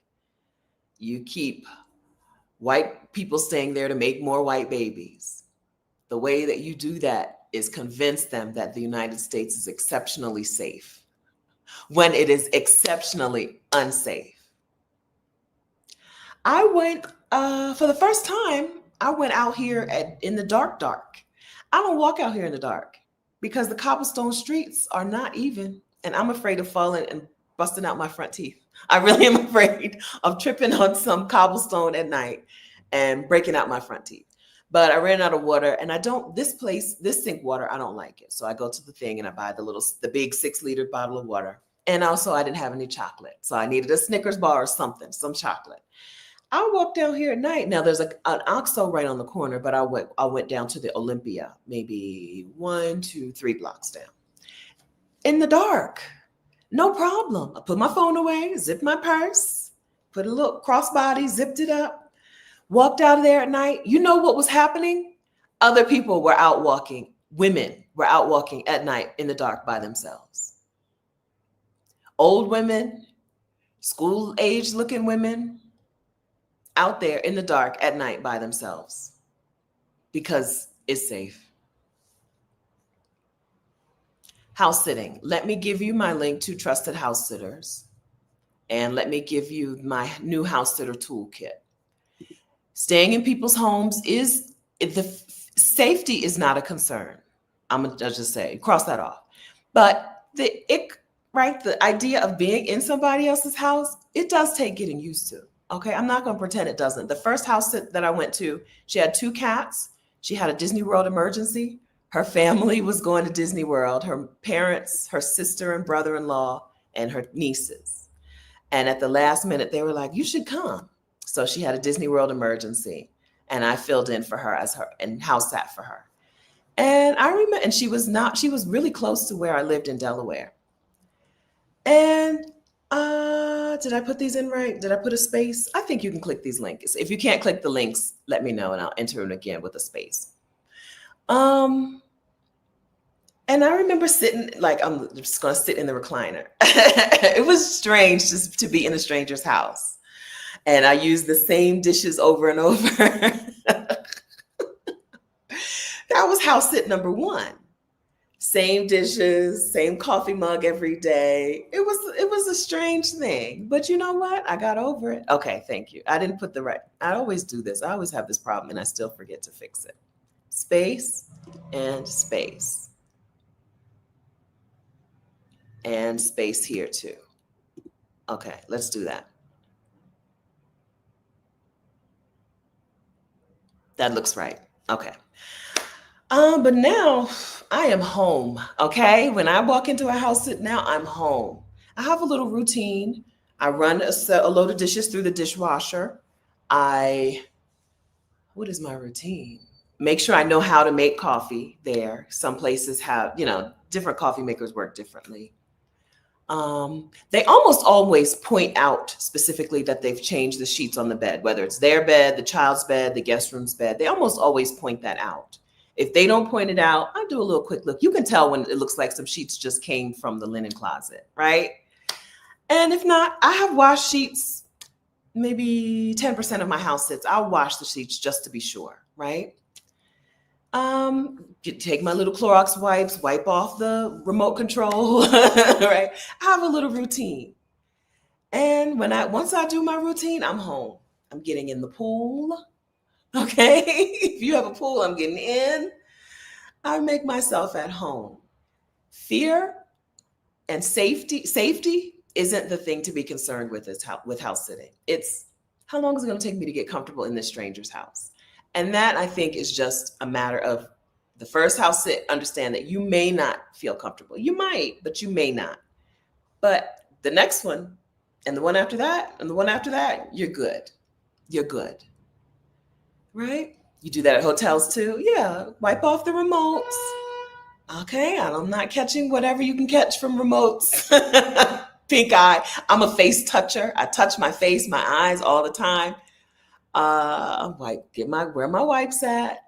The lady came and did my fingerprints a couple of weeks ago for my permit for my Bogota visa. And she came in here and did my fingerprints here. And she had some wipes. They were dried out and whatever. I'm like, girl, I got better wipes. Let me go. Let me help you. I got better wipes than that.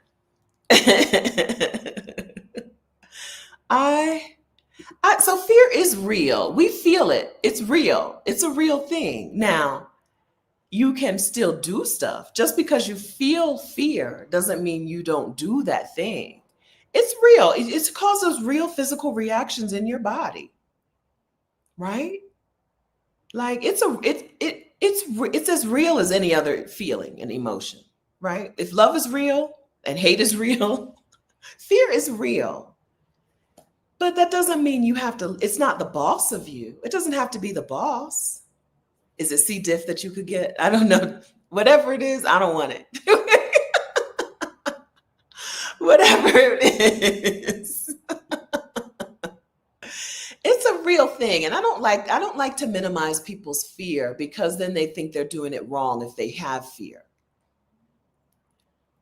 So a fear of strangers is different from fear of doing right. You can still do the thing even if you have the fear. We do it. We still do it. It's a real. Your body is telling you, oh, pay attention, alert, alert, right? Knees weak, palms are sweaty. That's real. But it just doesn't have to be the boss.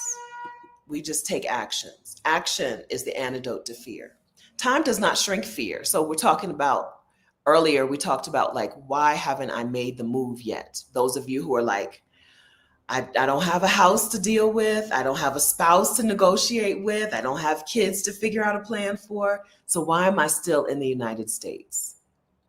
It could be fear. Time does not shrink fear. We think it does, even though we don't have any experience in our lives of time shrinking fear, right? If pregnant women had to say, or pregnant people had to say, I'm ready, I'm not afraid to deliver this baby, right? If that is the way that we gave birth, people would stay pregnant until the day they died. There are people who would be like, I'm afraid, I'm never ready, right? There are people who would stay pregnant for 80 years. Right? Time does not shrink fear. Action shrinks fear, a little bit at a time. I don't know who said this. These are not my words, but action is the antidote to fear. I don't think I made that up. I made up time does not shrink fear. That's me, okay? I made up fruit of the slavery tree. Those are my words. I've seen them around lately, fruit of the slavery tree. I'm like, credit me. That's me, okay? That's me, the Law and Order junkie. I've seen enough Law and Order that I'm like, that's fruit of the blank tree. Because, Law and Order, they'd be like, fruit of a poisonous tree.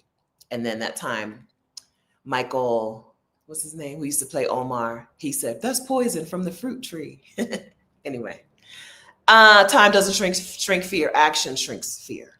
A little bit at a time. Action is the antidote to fear. Those are me. That's my words. It doesn't, we act like it does. We always do. I guess that's human nature. We think, well, I'll just wait. Time doesn't shrink fear. You have no experience in your life where you were afraid of doing something and all you needed was more time and it was done. No, you needed some action. You needed some experience. Once you have experience doing things, it gets less scary, right? Once I have experience flying into a place where I don't speak the language, it gets less scary, right? The first time flying into, for some reason, for my sabbatical, for that first year, 2015, I was flying into Malaysia, but I had a layover in Japan. For some reason, I wasn't afraid of flying into Japan, but I was really afraid of flying into Kuala Lumpur Airport. So I watched a whole bunch of videos. What does the airport look like? And how do you get on the train? I was going from, because, I'm on this sabbatical, I'm on a $1,200 a month budget. I'm not taking taxis, right? I'm taking public transportation. So like, how do I do all of this? I watch video after video after video. Now I land in a place where I don't speak the language and I'd be like, oops, I forgot to even figure out how I'm getting to my hotel. Oops, I'm not afraid anymore. Sometimes I under prepare. because I've had experience, action, they shrink fear. Time does not shrink fear. Even accountability, even coaching, even support doesn't mean you're not going to feel fear. The women in the Exodus ASAP membership, they feel it, right? They have support. They have other people's experiences to lean on or to rely, to answer some questions. But they still feel fear, and they still have to say, I'm doing it, right? I'm doing it. Fear is a real thing. It's got a real purpose in life, but that purpose is to keep you where you are, right? Fear is there to keep you where you are. Fear knows fear in people. We know that the unknown is unpredictable. It could be very scary. And this, where we are today, we know how to handle these scary things, right? I know how to handle these white people. I know how to handle whatever. So your body and your mind are like, stay here. We know how to deal with this. You go there, you don't know how to deal with that. I don't think that's the way to go through life. I don't think the lesser of two evils is winning. First of all, the United States is absolutely, positively not the lesser of two evils. But secondly, I don't think that's the way that we want to live our life. Let me turn on this is my Bogota, my one Colombia friend, the one friend I have who's still in Colombia. She's not even here. She's in Cali, texted me. She's not even here. She left the city and went to another city.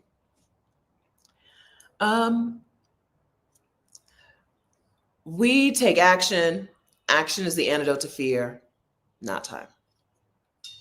Okay? There's a whole life that you really want to live. It's going to require you to do some stuff, right? Take some steps. Worth it. It's worth it. Adelia, hi, Picky Girl Travels the World. Once you realize that everything is figure-outable, the world is a less scary place. And who has more experience figuring things out than you? Who has more experience figuring things out than you do? You can figure it out.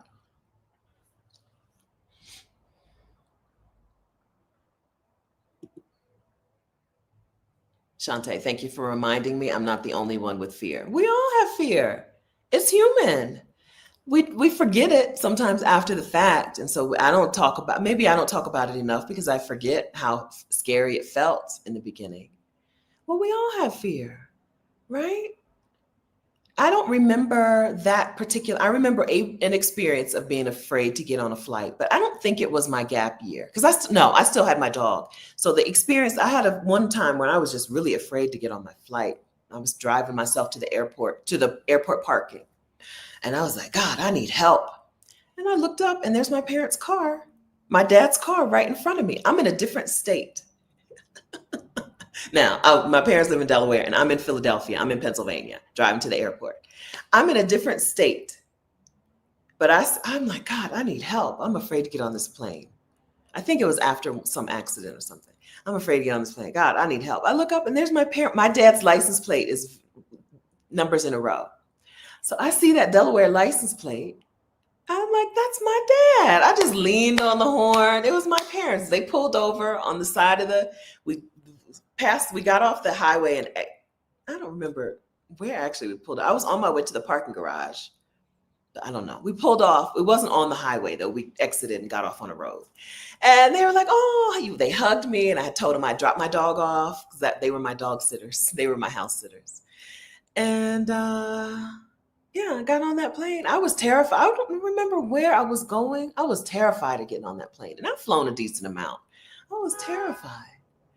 Going on my career break, I was mostly just afraid that I was going to either get sick or injured or run out of money or just not like it. What if I spent a year and a half preparing to leave the country and travel full time. Now, what if I don't even like it? Those were my three big fears. Guess what? All of them came true. On that year of travel, all those three big fears, they all came true. I got sick. I had to go to the hospital. It cost me less than $40 cash. My hospital visit in the Philippines was less than $40 cash for the visit, for the treatment, for the medications. Biggest fear, all that worrying about getting sick and what if my insurance and whatever. I never even ran that thing through my insurance policy after the fact. I didn't even get reimbursed. $35, they can have it, right? All that worrying about something. And when the thing came true, it was NBD, no big deal. All that worrying I did about what if I get sick? I got sick and it was nothing. It was nothing. What if I run out of money? I flew home with 30 some dollars in my account and it cost me $75 for the train to get from the airport back to Wilmington, Delaware. I didn't even have enough money to get home. I ran out of money. Again, NBD, no big deal. I lost money, wasted money. So like I drowned my phone. I had the iPhone 5S, I believe, in 2015. Drowned my phone accidentally in the Philippines again. I had to buy a whole new phone, which blew my budget. I had 3 different expenses that were hundreds of dollars when I didn't have hundreds of dollars of leeway. But, I figured it out. I decided to do some extra work exchanges where I got free room and board so that I could compensate for that money. And then I spent more time in some cheaper places. I spent more time in Cambodia and less time in wherever else, the more expensive place. More time in Vietnam and Cambodia than I had originally planned because they were so inexpensive. Right? Figured it out. And then the other fear, that I wouldn't like it. There were days when I was like, I'm so sick of sweating. I'm not leaving this room or whatever. I'm not doing anything. I'm going to this one cafe where I know they do have air conditioning, and I'm just going to sit there for 6 hours. There were days when I was like, all of my worst fears came true, and they were just a blip on the radar. The fear in your head, the problem in your head, most of the time is bigger than the problem out in the real world. I feel comfortable saying most of the time. I'm not saying that there aren't any fears that when it actually comes through, it is devastating.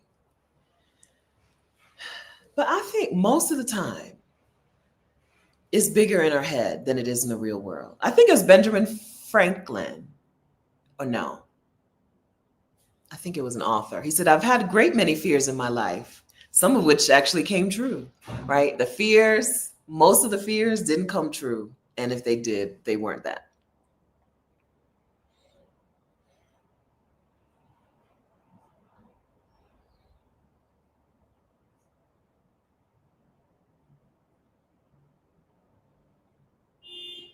The classy hacker. I got sick in Merida, Mexico. Home visit with the doctor was $55 US. Yeah. Oh no, Chanel, your cousin got hit by a car? She went to let me keep reading it. She went to the clinic, got checked out, x-ray and inflammation medication, and only paid $25. How's she doing? And how's the baby? Oh, Chanel was in Vietnam with us, and Chanel and her cousin were in Vietnam with us months ago. So she's still there. So she must still like it, her and the baby. Chanel's cousin had a baby who was, I don't know, 2, the cutest baby ever. Maybe 2 years old.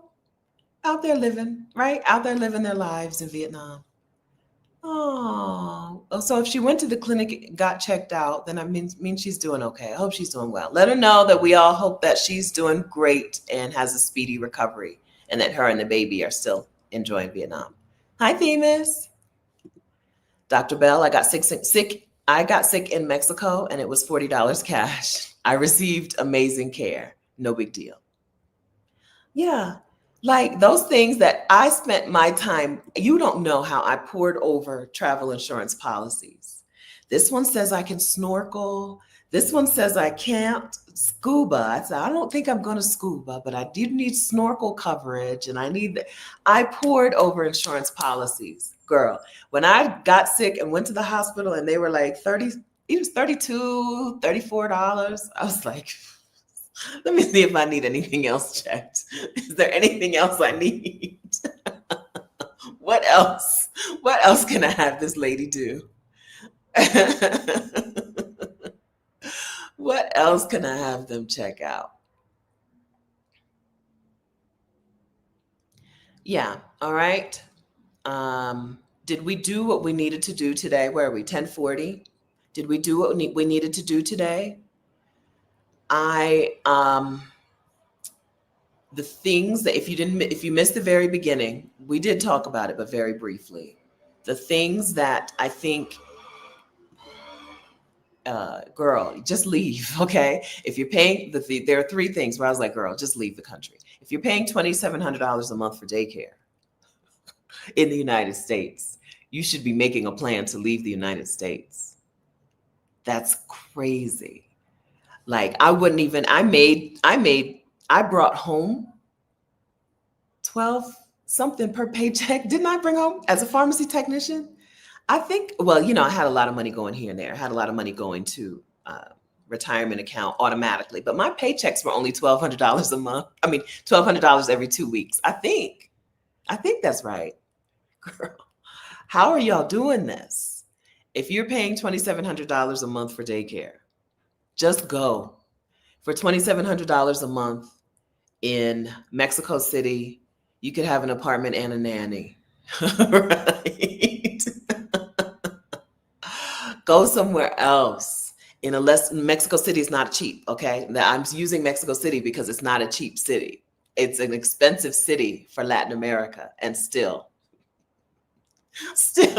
you can have a 2-bedroom apartment and a nanny in Mexico City for $2,700 a month. And that's your daycare bill? Child cheese.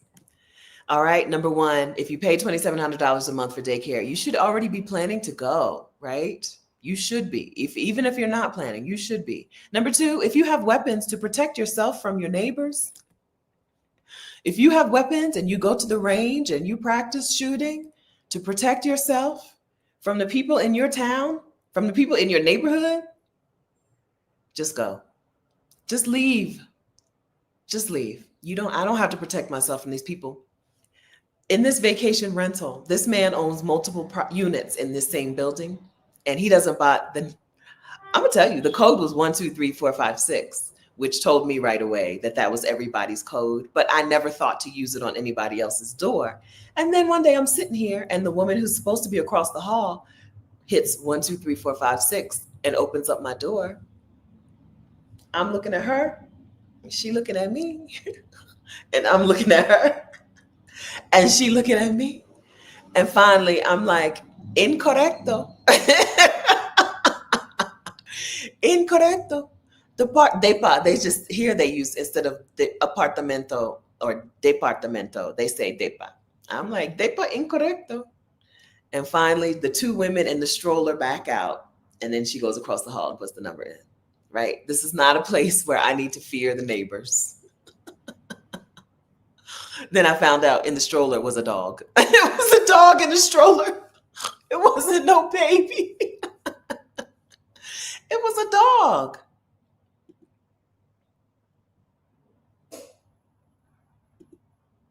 Yeah, they don't, it's not a thing. And it's a thing that people really make fun of Americans for. It's a thing that people really like go in on us about.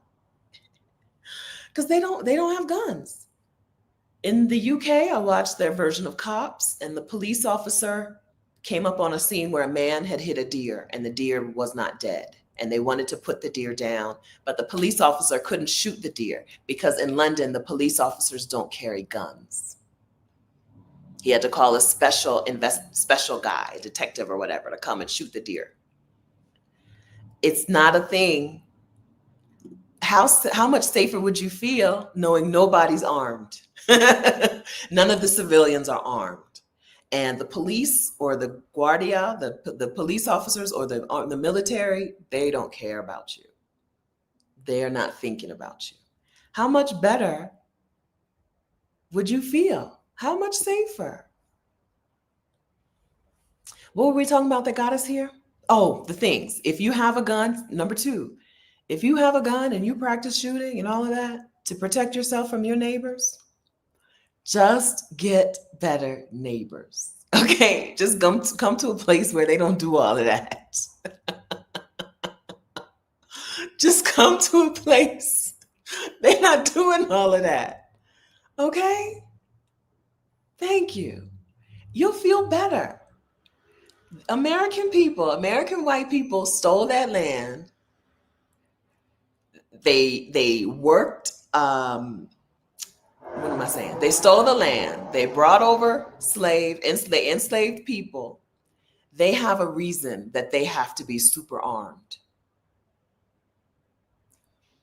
Okay? They had to stay super armed. They could not relax because they're thieves and murderers. And thieves and murderers have to stay armed. Okay? Go someplace else. They don't do all that. They're not doing that here. They're not doing it. They're not doing it. Rashida said in Mexico, there's one, did she say that in the whole country of Mexico, there's one place where you can legally buy guns and there's one gun store and you need like all this, all that to get it. I guess like bodyguards of the people have guns. Just go. All right, and then number three was if you're going through a lot of this and that so that you don't spend money in your red state or so that you can pay less taxes, you're moving to another state because you want to pay less taxes because your state is awful, just leave the country, go somewhere else, right? Like I said, I'm going to tie in here. If you're trying to figure out how to pay less taxes this year because the US government is using that money to fund a genocide, I get it. I'm not saying moving out of the United States means you're not liable. It does not sever your tax responsibility unless you renounce your citizenship, which is what we're not talking about that. But it does lower your tax burden. Leaving the United States lowers your tax burden. If you're out of the United States for more than, I don't know, I'm gonna make a number up. I've made this number up. I'm not a tax professional, but I think it's 260 days or something like that.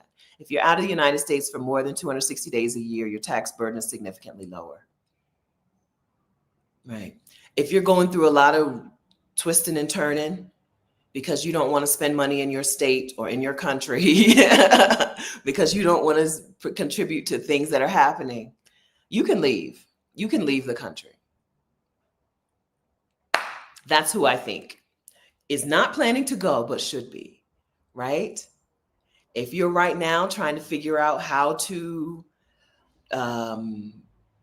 protest XYZ thing that your city or your state or your country is doing, maybe you can just leave. Go to a place where they don't do that. Right? Just go to a place where they don't do that. I would recommend it. It feels really nice. It feels really good here. Last week I had an amazing week. This week I felt like, I don't know where it went. Part of that is this was a rainier week than I was expecting. When I got here, I knew it was rainy season still, and we're coming up on the end of rainy season. But for some reason, I expected in June it was just going to stop raining automatically. Because in Costa Rica, when rainy season ends, it just ends. There's no more rain, right? In San Jose, they're like, it's over now. No more rain. And this was a little rainier and grayer week than I was expecting, even though I was fine with it being rainy and gray 2 weeks ago. So I stayed in the house more than I have been since I got back here. So maybe that's why the week just flew by. I'm in Bogota, Colombia. So maybe that's why the week flew by for me. But I still feel good. I did go out. I went to look at another apartment, which A+. I mean, I looked at an A+ apartment. We're not talking cheap. It's a duplex, a penthouse apartment, a duplex apartment. Top tier apartment. And then when I left, I was trying to go to the restaurant that I like. I like one particular restaurant more than any other restaurant in the city. I've only probably eaten at 6 different restaurants in the city. And since January, I've only eaten at 6 different restaurants, right? I just go back to the same place. But I was trying to get to my very favorite restaurant from that apartment, trying to figure out what would the walk be, right? And made a wrong turn, and I was on one street over. And so I'm standing there and I'm looking, because here the building signs are on the buildings tell you where you are. The Bogota is carreras from east to west, 1 to, I don't know, 100 and something. And then calles from south to north, from 1 to 200 and something. So you can tell where you are anywhere in the city just by looking at a building address. You don't even have to find a street sign, right? Just look at the building address. So I'm looking at the building address and I'm like, okay, so that means I'm on 15 and 74, and the restaurant is on 75, right? I'm doing that. And the lady stops me in Spanish and was like, do you need help? Like a 65-year-old Colombian lady, right? I'm not on my own here. I bought these flowers the other day I have a flower lady in the park, and she arranges my flowers for me. I bought these flowers the other day let me tell you how much I paid her. I paid her 45,000. Let's put that in here. 45,000 Colombian pesos, $10.92, and that included the vase. $10.92 for my flowers, including the vase, and some extra eucalyptus for my shower, because I do that. I'm bougie, okay? Eucalyptus for the shower, the flowers, and the vase for $10.92. And then I asked her, how do I use this particular bus? I've used the Transmilenio, but I've not used this bus. And in Espanol, I asked her, my real question was, can I pay cash? Because I didn't have the right card. I know I didn't have the Tu Llave card. And she was like, no cash, no efectivo. Excuse me. And she was like, use the Tu Llave card. And I told her, I don't have the Tu Llave card, but I do have my debit card. And at first she's like, you can't use your debit card. You can't use your debit card. Then finally, she's like, use your debit card. Right? And I pretty much understood what she was saying. This is just the flower lady. She's not a person I know. She's not a help, but she's just helping me. Finally, she's like, just use your debit card. What she was telling me was, when you stand there with your debit card and it doesn't work, another person will just swipe you on, which is exactly what happened. I go like this, and then I'm like, oh, no débito? No puedo usar débito? And the first person on the bus in the very first seat stood up, swiped her card, and then sat down. And then I found it was 3,200 pesos, which is 78 cents. But I only had 4,000. I had two twos. I had two 2,000 peso bills. So I gave her my 4,000 pesos. And then she's like, too much. Right? I'm not on my own. And it's really nice to be in a place like that. Bogota's not the blackest city. The only time I see Black people, I see Black men around, but all the Black women that I see are wearing uniforms, like they're the housekeeper, the maid, the nanny. I've not seen, I don't know if I've seen any Black women just roaming the streets. I've seen Black women pushing kids in the stroller. I've seen Black women getting on the bus, and they wear uniforms. In the uniforms, I've seen Black men out here living. Bogota's not the blackest city, but they're helpful to me. These Colombian people, they're helpful to me. It's not like everybody's Black and everybody's helpful, is what I'm saying. These are just regular Colombians helping me, being kind to me, right? And I'm not sure what percentage of them start off speaking Spanish. I think most start off, but my Spanish has progressed a little bit. So I usually try to keep the conversation in Spanish. Michelle, I can't with the flowers.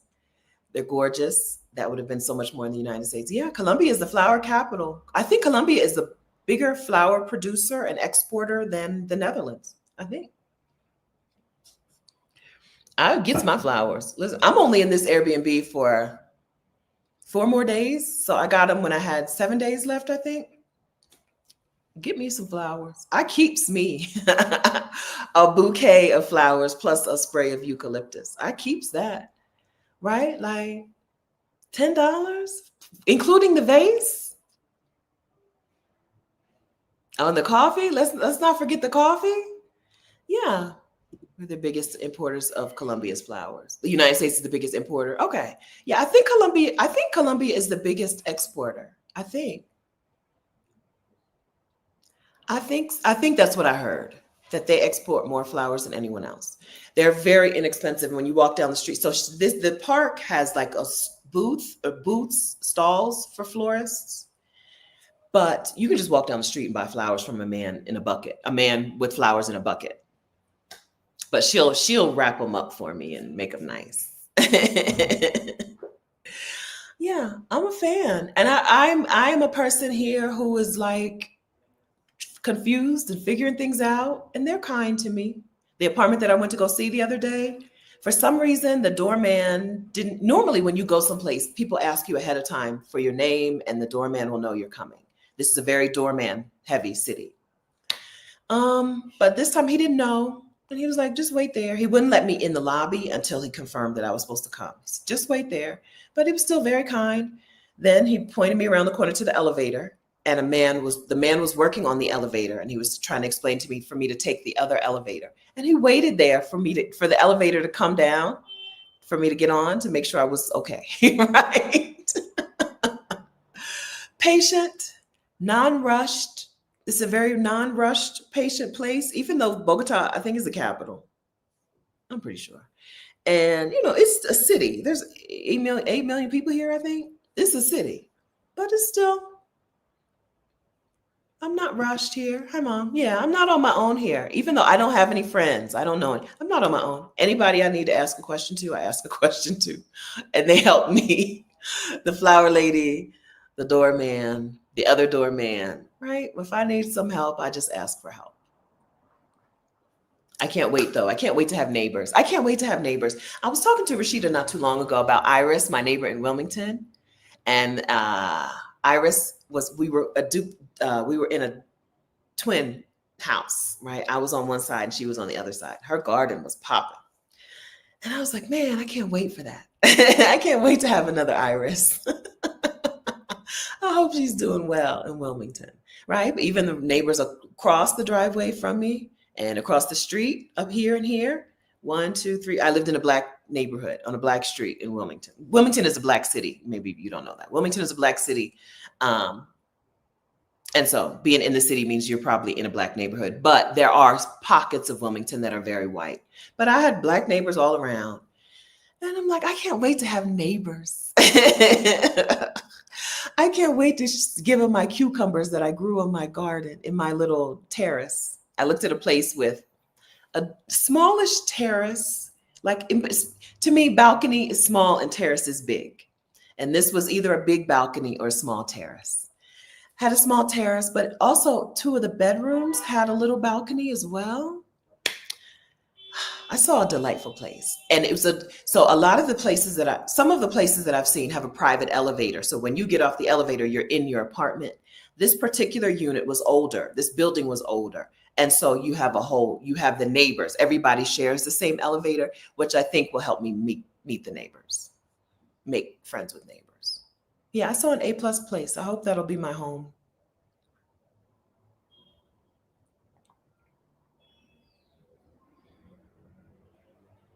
What's the vanilla looking like? So fine. I bought vanilla here. No complaints. I can't remember what I paid for it. I just finished a second bottle. So I bought vanilla here January. I don't know, but I've been coming and going from Bogota, and I travel with the same bottle of vanilla. I just finished it. I don't remember what I paid for it, but I was satisfied. Now, Amelia gave me some vanilla from Trinidad and Tobago, so I'm opening that up today. I finished that vanilla like 2 days ago, and I found Amelia's suitcase vanilla. And for 2 days, I was like, no, I'm not going to open it. I'm going to wait until I get to the next place to open it. I don't want to travel with an open bottle of vanilla from this imported vanilla, right? Not the local vanilla, but I want to be precious about this. And then finally, I was like, let me open this thing. So I'm going to use it today. I'm going to use it today. Yeah, I once bought 2 dozen roses for $2 from a man who had some on the back of his truck. Yeah. Funny. It's funny the things that are so expensive in one place and cheap in another. I don't mean cheap. Expensive in one place and inexpensive in another. Flowers are a big thing. Vanilla extract is a big thing that is so expensive in the United States and so inexpensive in other places. Not everywhere, but some other places. Labor, right? A nanny, a housekeeper can be so expensive in the US and so not expensive here.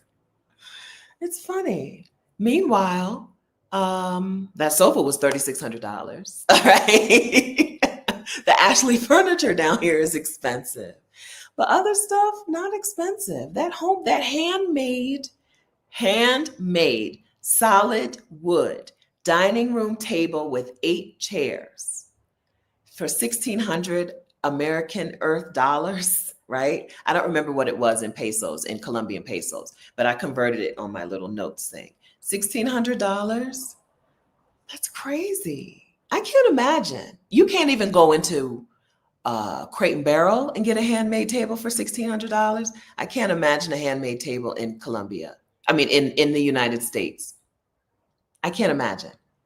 But here, 1,600, and I know I could find another store cheaper. This is just the place that's advertising, but I know there are other makers. I know if I get on that street, if I walk down, I'm going to find a similar version to that table for even less. It's crazy.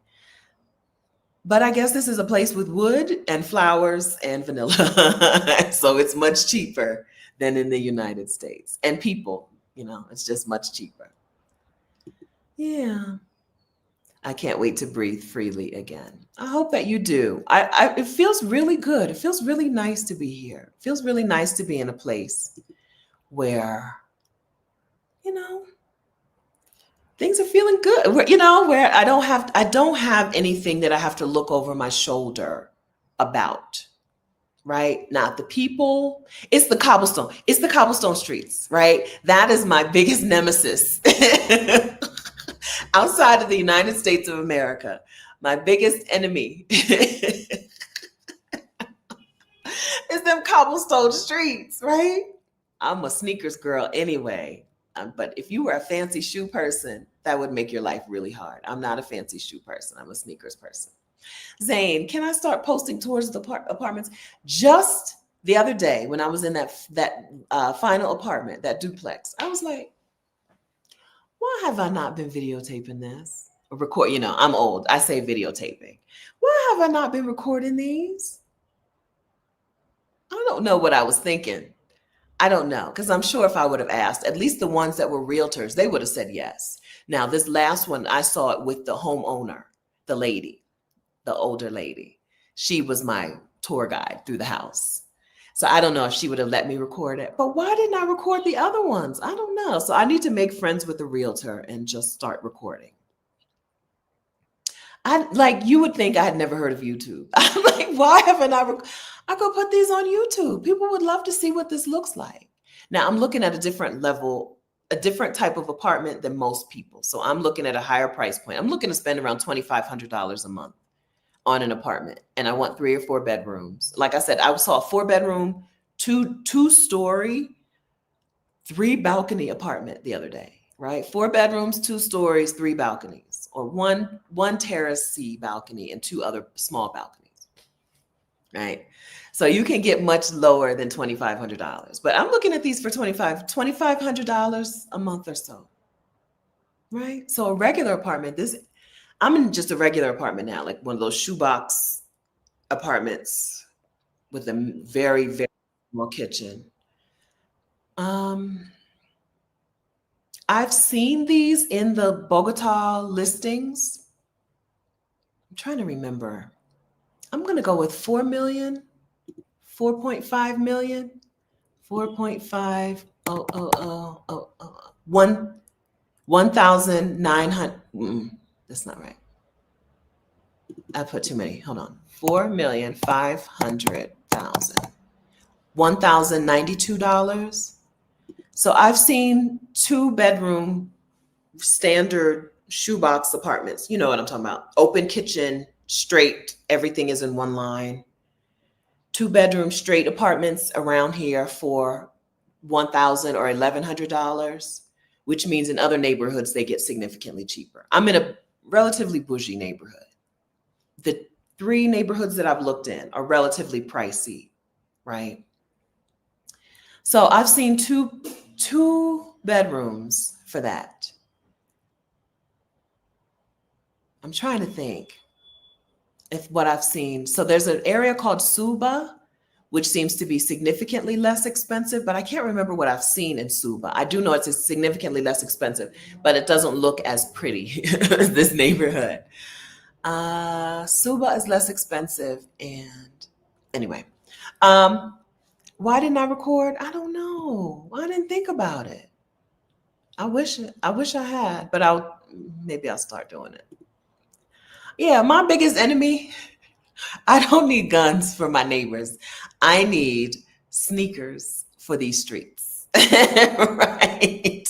And I need to figure out how to get that Tuyave card for myself so I can stop playing dumb and having people pay for me and then I give them cash. Because that's my plan for them. Until I get that card, I'm just gonna make sure I have 4,000 pesos in cash, and that I'll be like, oh, por favor, oh, no debito, and somebody will pay for me over and over until I figure out how to get the card.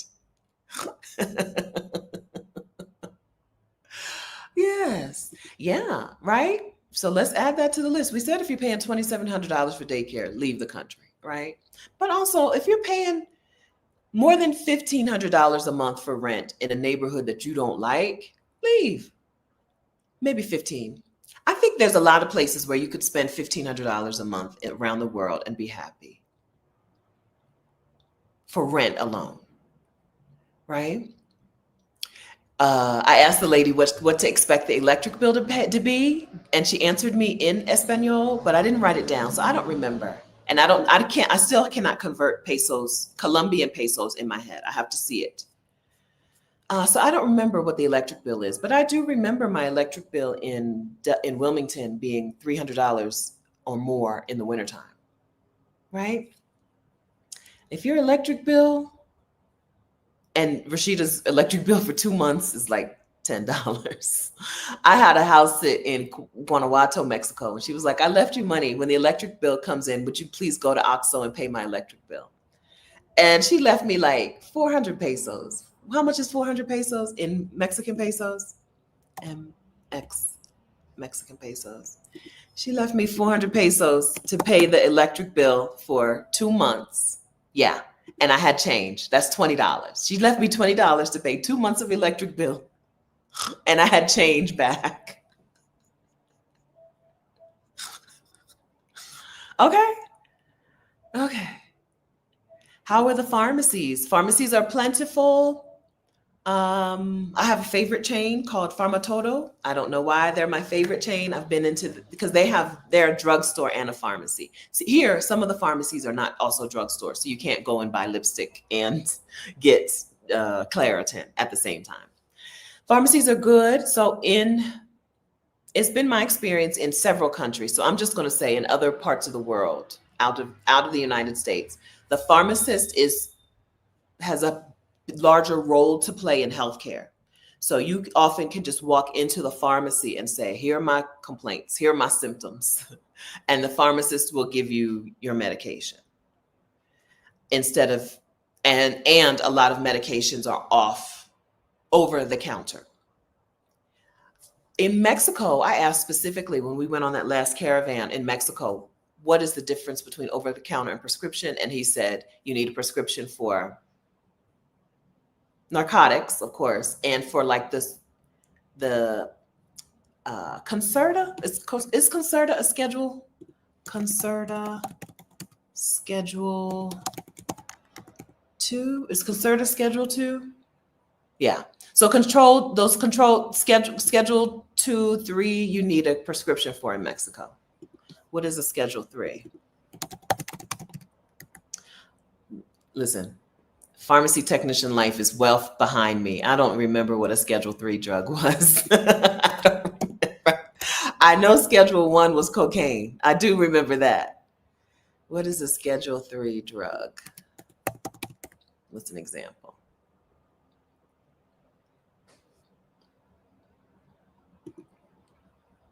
Ketamine.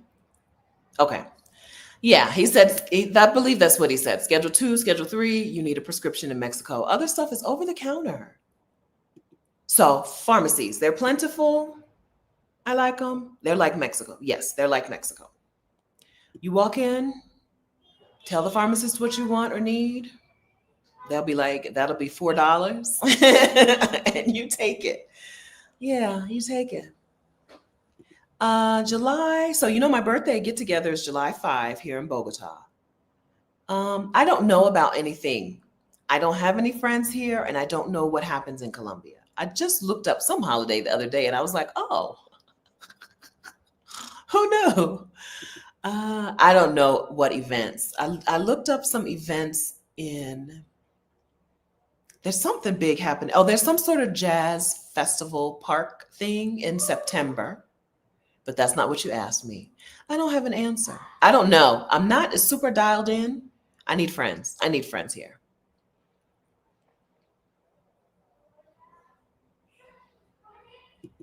Oh, yeah, I'm Maven. You're in the Arizona desert? Yeah. So so for me, my big electric bill was in the winter. For you, yours is spring, summer, fall, right? Hey, Christian Jane. My electric bill in New York City for a small apartment is $200 every month.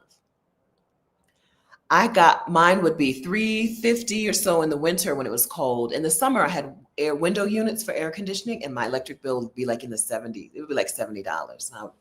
I thought I was balling, right? That's an extra $230 every month I get to blow.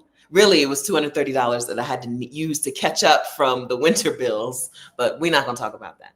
Yeah, $10 a month in Mexico for 2 months electric bill is a thing. 10, you might see 20. Somebody made a video the other day and hers was $25 for 2 months, right? But Rashida says she has an air conditioner. That lady had an air conditioner. Bogota's high altitude. These places don't have air or heat. The place that I saw the other day had one fireplace, but it was a wood fireplace, which I'm not fond of. So I'm going to need to figure out, probably just buy an electric fireplace and figure that out. Put an electric fireplace in the bedroom, I think would be a good solution. They're not set up for it. There's no ducts and stuff. Bogota, they're like, you don't get heat or electricity. It doesn't get hot or cold. You're going to be okay. But sometimes, at night you get a little chilly. Your toes get a little you want your toes to get a little toasty. So I did ask her, and she answered me, but I didn't write down the answer to know what her electric bill was. She was very nice. She was like, the master bedroom has a door to nowhere. It's walled off. One of the doors in the master bedroom is walled off. And I was like, what's going on here? And she said, oh, the nursery was on the other side. When my daughters were babies, the baby stayed in the room right there. But once I didn't need a nursery anymore, I had them wall off. So the daughter can't get in her room, but the door is still there on one side. It was the nicest house. I was like, this is the one. I'm getting my residency here and whatever, but I saw a really nice house. Ketamine, K-E-T, ketamine. Y'all know what ketamine is, or maybe you don't. Not everyone was a pharmacy technician. Oh, cocaine. I did say cocaine. Cocaine is a Schedule 1 narcotic. Cocaine is used in pharmacies. Yeah, cocaine is used in pharmacies. I think mostly they make eye drops out of cocaine sometimes. Yeah, cocaine, it's a thing. If you've worked in a pharmacy, it's one of the things that do inventory on every night. I got 2 vials of cocaine. I got whatever. I got 180 tablets of methylphenidate XR, whatever, straight, right? It's one of the things you count every night in that pharmacy. There's cocaine in the pharmacy. I think it's for eye. I think it's usually used for eye things. Diane, congratulations, Diane. So Diane is an Exodus ASAP member who I guess will soon be an alumni, or maybe is already an alum. Maybe Diane, or I think Diane is already an alum of Exodus ASAP. She's graduated. Diane is now in San Miguel de Allende with her own home. She has rented a place, cut her rent in half from the Bay Area. San Miguel de Allende and Mexico City are not the cheapest parts of Mexico. The places that are in the highest demand, as you know, higher demand because higher prices, and still cut her rent completely in half from the Bay Area by going to San Miguel. I'm so excited for you, Diane. I can't wait to go and visit. Next time I go to San Miguel, it's going to be so different. Last time I was in San Miguel, of course, Michelle was there. I know Michelle. She lives there. She has Casa Elm, and Michelle is starting it looks like, I haven't read, I don't read all the information, but it looks like Michelle has just launched or is launching a senior living home as well in San Miguel de Allende, Mexico. So Michelle, I did know Michelle there. I think last time I went, Anne Marie was living there, but did I see her? I think I saw Anne Marie briefly, but next time I go, it's going to be a whole different place, a whole different vibe. All my friends are there and they all have a house. Let me get me a guest room. Let me get my guest rooms together. Yeah, congratulations, Diane. Yeah, the Exodus ASAP women are making progress, getting out the door instead of just, oh, it would be nice. Listen, go ahead and do it. Go ahead and live it. I hope everything is amazing there for you, Diane. I can't wait to get there and see you in person. Yeah, a pharmacist is a doctor. Yeah, I was a pharmacy technician. I worked in pharmacies for years. Yeah, pharmacist is a doctor, but in the United States, their role is more limited. It seems more limited than it is around the world. Yeah, in places you just walk into the pharmacy. If you don't think you need a hospital, right? If you need medication only, if you don't think you need treatment, you just walk in to the pharmacy and they'll be like this and that. $4, please. Do you want six boxes? They're on sale, right? Ooh, old home. Yeah, my home was relatively old, but it was small. Yeah, my home was built in 1900 something. Our duplex, our row house. We lived in a row house. Good Lord. Can you do a spend the day with me or day in the life around Bogota? I could. It's not a thing I typically do because those kind of videos require editing and planning. And I like to just turn on the camera and talk. But I could, and I should, because I really like it here, and I would really like some of you to come here and be my friends. Even if you don't move to Bogota in particular, you could come to Medellin, live in Medellin, and then come to Bogota and visit me when you feel like it. The neighborhood, the part of town that I'm in it's a major city, but it also looks very, I'm going to say Tribeca looking, because all the buildings are brick. It's all brick apartment buildings. Some small, some pretty big, but they're not huge. Over here, there's not huge high rises. There are some going up. There's one being built. You can see it from everywhere in the city. But it's like brick apartment building, brick apartment building, brick apartment building. It looks kind of like Tribeca or like parts of Harlem where you see like the brick house, brick house, brick house. Tree-lined streets, lots of parks, vendors on the street selling avocado. I'll go get my aguacate. I'll be like, por favor, necesito aguacate por hoy, because I want to ripe. And I still haven't learned how to say ripe. They'd be like, oh, por hoy? Grande? Pequeño? I'll be like, medio. I want the medium, okay? I want it for today. And they'd be like, okay? It's either 7,000 or 8,000 Colombian pesos. I don't know what that is. I don't know how to do the conversion. That's a thing I need to work on. Convert 8,000 COP to USD. I don't convert money in my head. $1.94. So get my little $2 avocado on the street, get my flowers on the street. I bought potato chips on the street. There's potato chip carts everywhere. So sometimes I'll buy a bag of potato chips, the little one, if I want a little bag of potato chips. It's just, walk around. There's a nice long park that I'm north of now by maybe 20 blocks. But if I stay in that apartment that I saw the other day, I'll be about 10 blocks south of, which is better. Nice long park. But there are other parks. There are other much smaller parks. It's just a nice place to chill. They do beep their horns here more than other places. So Mexico is loud, but I don't remember it being a horn beepy place. It was dogs and music, and people ride down the streets and announce what they're buying or selling on megaphones, and music and roosters. Costa Rica, they don't beep their horns in Costa Rica at all. I can't imagine what you would have to do in Costa Rica for drivers to beep their horns at you, but it's still relatively loud. Dogs, roosters, whatever.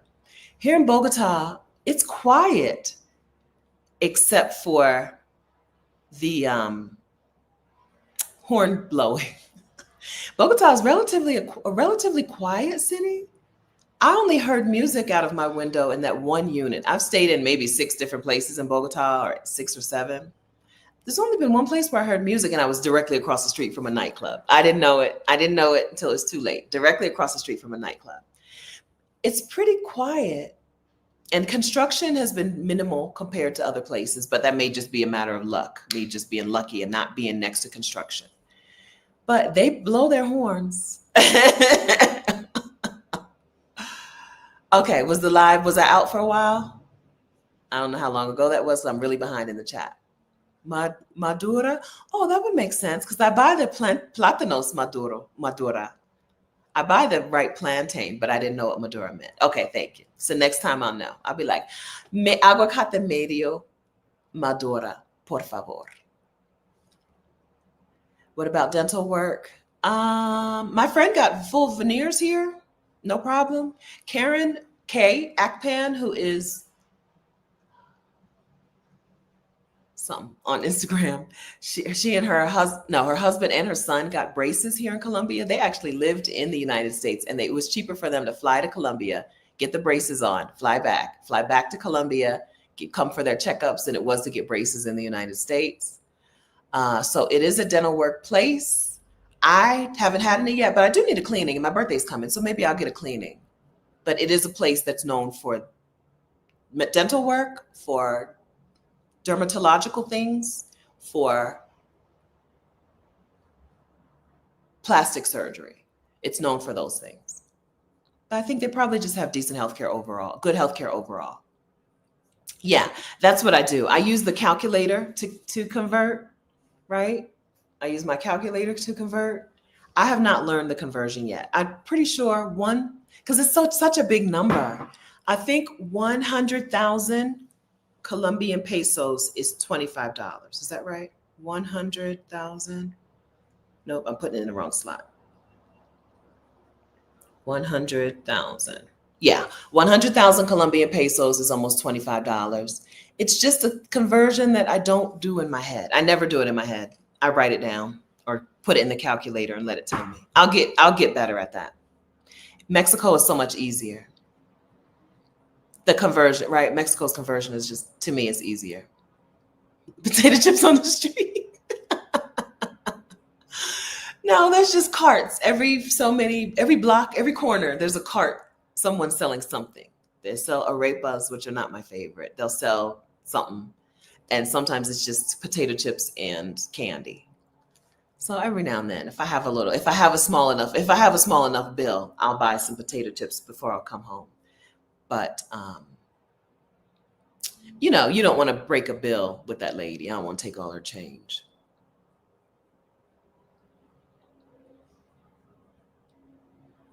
If I find a good 3-day spa, full service, you'll be there for a 5-day visit. Um, so we went to the spa. Rashida went to the spa at the JW Marriott, and there's a Four Seasons here.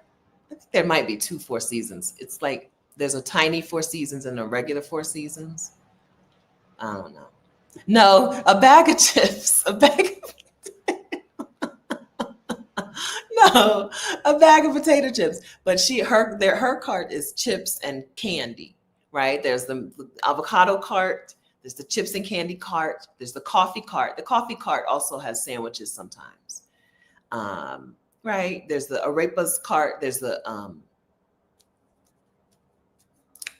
cart of the food that you eat in a pocket, right? This lady happens to have potato chips, and I like potato chips, but they're in a bag. No, they're like from the grocery store. She goes to the grocery store, she buys potato chips, she sells them on the street.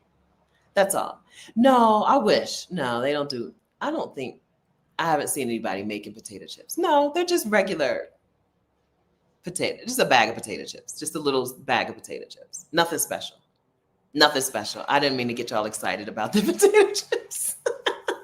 But there is coffee. There's always coffee. There are coffee carts. And then I saw a man with some nice looking sandwiches the other day. I was like, oh, I might get a sandwich, but then I didn't. Yeah. Okay. Yeah, quiet places. I think I found Costa Rica to be quiet except for construction noises from all over Costa Rica. It was relatively quiet. Having spent all that time in Mexico, Costa Rica seemed really quiet to me. It may be just because Mexico is loud. Mexico is loud. Okay, it's loud. And then nature sounds. Costa Rica had good nature sounds, even in the city. Rashida always is like, "What is that noise?" And it'll be birds chirping. But even in San Jose is a city, right? Even in San Jose, you could hear that there was always birds chirping. I liked it. I liked the sound of Costa Rica. Bogota is surprisingly quiet, but they will beat their horns. So I want to make sure that because of the Carrera Calle grid system, you can kind of make sure that you're renting in a place where you're not going to hear all that road traffic. They feed traffic to specific carreras. And as long as your apartment building is not directly on one of those carreras, you should be relatively quiet. Now, I happen to be right on Carrera 15, right? Carrera 15 right now. And that's why you've probably heard horns blowing at least four different times. Every time that light turns and somebody's on their phone, they blow their horns. It's a thing. But you can get to a quieter place here. Husband played chess with the potato chip man. Yeah, I'm sorry. No, I don't mean kettle chips. Sometimes do you have to barter on some prices? I don't know if this is a bartering place or not because I'm not going to barter. So I don't know. Somebody else will have to come here and tell me if this is a bartering city. Because you tell me the price, I hand you the money. We're done here. Even in bartering places like Vietnam is a bartering place. Even in Vietnam, you tell me the price, I hand you the money, we're done. So I don't know the answer. I don't think I see people bartering. Let me think about what I see, not what I do. I don't think I see people negotiating and bartering in general. I think here's what it costs. No, I don't think that's what's happening here. Exodus Summit 2025. We have dates. Exodus Summit 2025 is our 6th annual and anniversary. Get me. I have to actually count the 6th annual, but it's our 5th anniversary. You know, that's weird. 6th annual virtual summit for Black women who want to move abroad, whether it's long-term, short-term, or something in between. Is happening online. And the dates it's Indigenous Peoples Weekend or Columbus Day weekend. So the dates are October 10th through 13th. The 10th may be just the evening, but 11th, 12th, and 13th all day. If the 10th is more than evening, we'll let you know. But 11th, 12th, and 13th all day. There is a little tiny place where you can go and just make sure you get on a wait list, but it is, let's see if it's exodussummit.com/2025. It's not a fancy wait list. It's a thing I put up last minute just to make sure it existed. Yeah, exodussummit.com/2025 if you want to make sure that you're on the wait list. If you just want to make sure you hear about it when it's time to get your ticket. .com/2025. exodussummit.com. I think I did it right. Send. So that's when it's happening. We are working now on the overall theme, the individual sessions. What are the tickets? Will there be an extra bonus ticket for the early birds? We're working all that stuff out. So I don't have an answer, but that is when it's happening. October 10th through 13th, 2025, online. So make sure that you block that time off on your calendar now. Block it off on your calendar now. Okay? Because you're going to want to be there. We bring in speakers every year to help Black women make the progress that you need to make to move abroad. So if you have a specific need, a specific session that you want addressed in Exodus Summit 2025, I would let us know in the Facebook community, which is exodussummit.com/community. While we're organizing things, community, copy, paste. While we're organizing things, let us know what your need is. But we always do a good job of addressing women where they are. Some of you are in the beginning stages. Some of you are more advanced. Some of you are solo. Some of you have families. Some of you have generations of families that you need to make considerations for. Some of you have a home that you need to plan for. Some of you are going to move somewhere. Some of you are going to bop around the world. We do a good job of mixing these things in. Some of you are going to retire or are retired. Some of you are working. Some of you need to find the work that you're going to do in another place. We mix those things up inside of the Exodus Summit to serve you, because we don't want I didn't have an answer to be the reason you don't make this move, that you don't make this change, right? We created this event to be the place where you get the answer. Exodus Summit is in October. If you don't want to wait until October, you can join us in the Exodus ASAP coaching program, and you can make your progress now. You can watch Exodus Summit 2025 from your new country, from your new home in your new country. Okay, like Amina is, right? Amina's going to be Diane, Exodus Summit members and alumni, they're going to be watching, or Exodus ASAP alumni, they're going to be watching Exodus Summit this year from their home in another country. So if October seems a little further, then you want to be able to get started on your move abroad plan, please join us inside of Exodus ASAP at exodusasap.com. I know I'm giving you a bunch of links, but I'll link to them in the description. Hello, friends in the future. I hope it's awesome there. The links are in the description of the video. So Exodus Summit is October. Exodus ASAP is now. And Exodus Summit Facebook group is all the time. But we're moving it. We're moving it off of Facebook. We're moving it off of Facebook.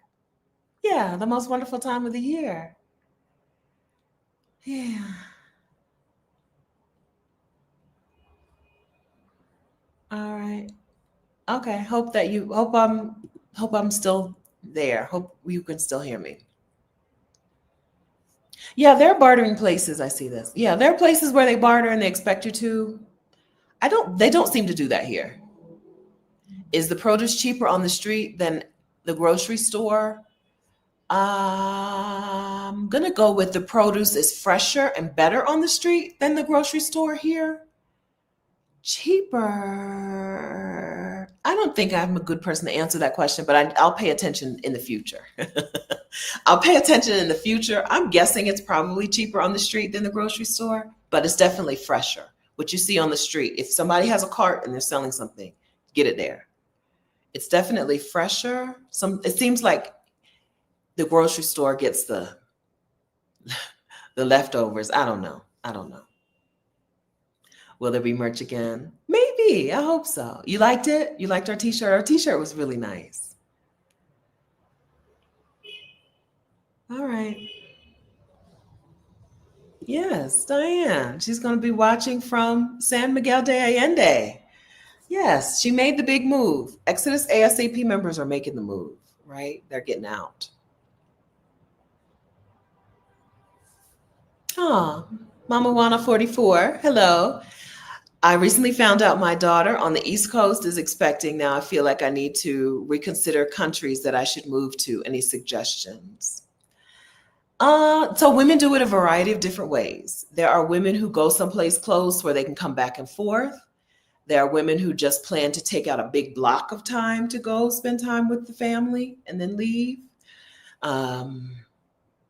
You decide, right? You decide. Going back and forth is relatively, I don't know, it's relatively easy when you're close. To me, a 6-hour flight is no big deal. Because I've taken 18-hour flights, right? How long was that flight I flew from New York to Vietnam. Anyway, I've taken long flights, 17, 18-hour flights. So for me, 6 hours is no big deal, especially when you ain't got no job. You ain't got nowhere to be, right? So, but if you want to be close, there are places close. On the East Coast, being close means Mexico. Being close means the Caribbean. Being close means Central America, including Costa Rica. There were a lot of direct flights from San Jose, Costa Rica, up to where I go to my parents, either Baltimore or New York or Philadelphia. But airlines seem to have cut them out. Now I always had to pass through Charlotte or Miami or Houston or Dallas. But it is possible to get a short 6-hour nonstop flight from different cities in Mexico, from different cities in Central America. In the Caribbean, you're probably going to stop in Miami. It depends on how you want to block your time out. If you want to do a long trip, then maybe it doesn't matter where you are in the world. If you're going to come and stay with her for 3 months and then you're going to go on about your business, then you're going to maybe come back for another 2 months later, right? Then maybe it doesn't matter. But then if you want to come every 6 weeks, you want to be closer. A lot of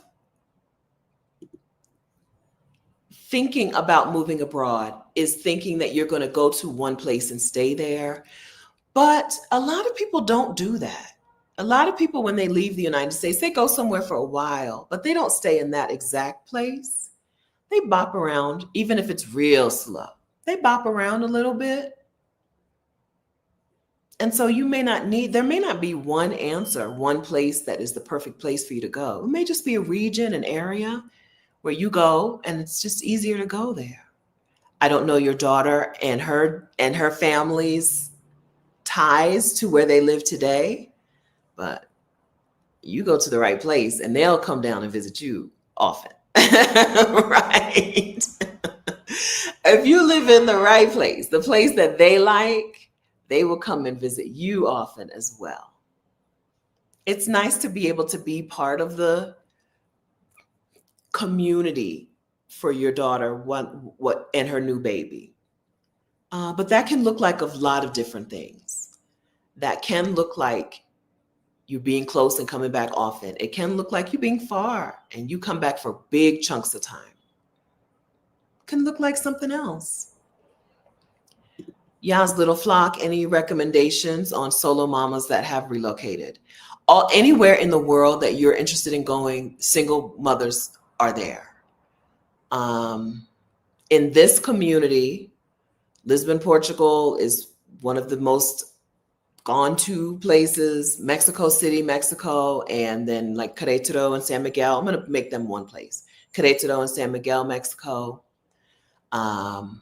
Single moms tend to like Costa Rica, but I'm not sure why, because it is kind of boring. Costa Rica is boring, but in the community that I was in, there were quite a few single parents or just parents there. But I think unless your child has special health care needs, I think any place that you want to go is going to be a good place for them. If your child has special health care needs, then you may need to find places where they can receive good care first. But if they are, they got regular health care needs like all the other kids, then consider where you would like to go because there are single moms there. Once you get on Facebook groups for single parents in different cities, you'll see they're everywhere. They're living, they're getting together, they're working, they're like not necessarily co-parenting, but like they're sharing responsibilities anywhere. So maybe it's not helpful to say anywhere, but anywhere. Any place you want to go. Jess, hi, Jess says single mama in Costa Rica, and we love it here. Can you tell me what did you?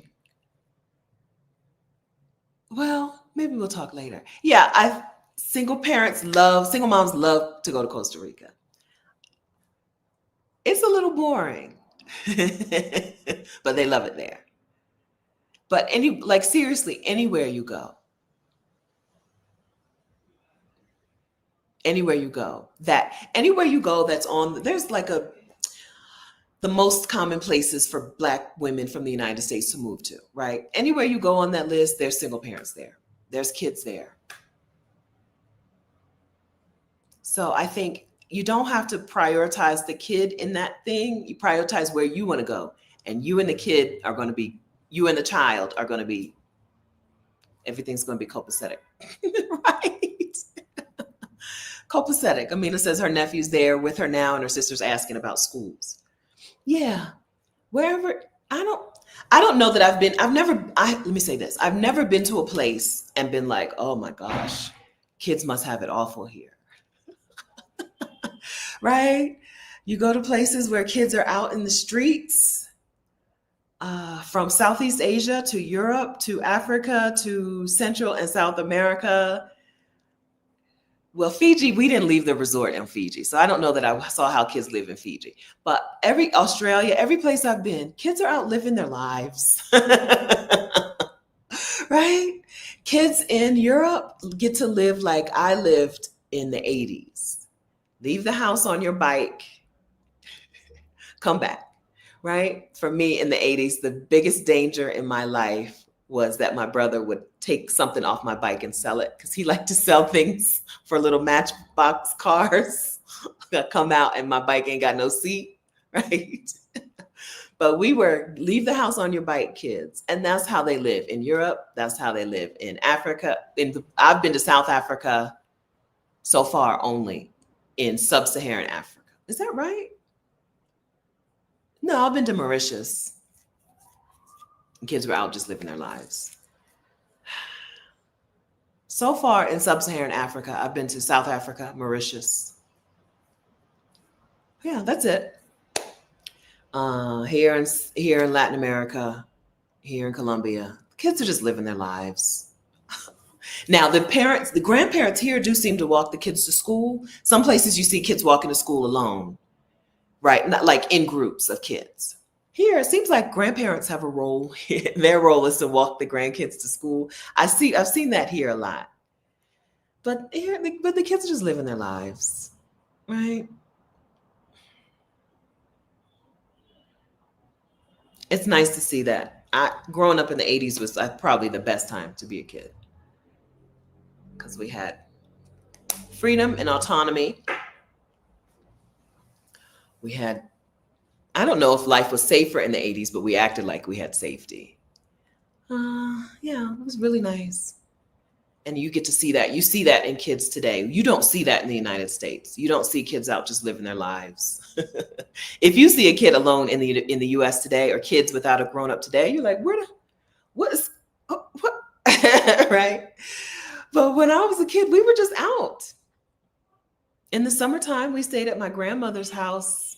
Sometimes I would stay there. Sometimes I would go back and forth from home and there in the summertime before we moved to Ohio.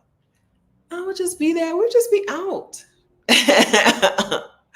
in the neighborhood, in the backyard. Sometimes the backyard felt like it was the hugest backyard in the world. But other times we'd just be out in the neighborhood. Go to the Tasty Freeze. Our little Dairy Queen type store was called the Tasty. Go to the Tasty Freeze, buy ice cream, right? Just be out. Kids get to live like that in other places. Like I said, in Mexico, we saw the school had bikes and motorbikes parked in front, but there was also a horse tied up, right? Somebody came to school on a horse. And they just get to live their lives. Yeah.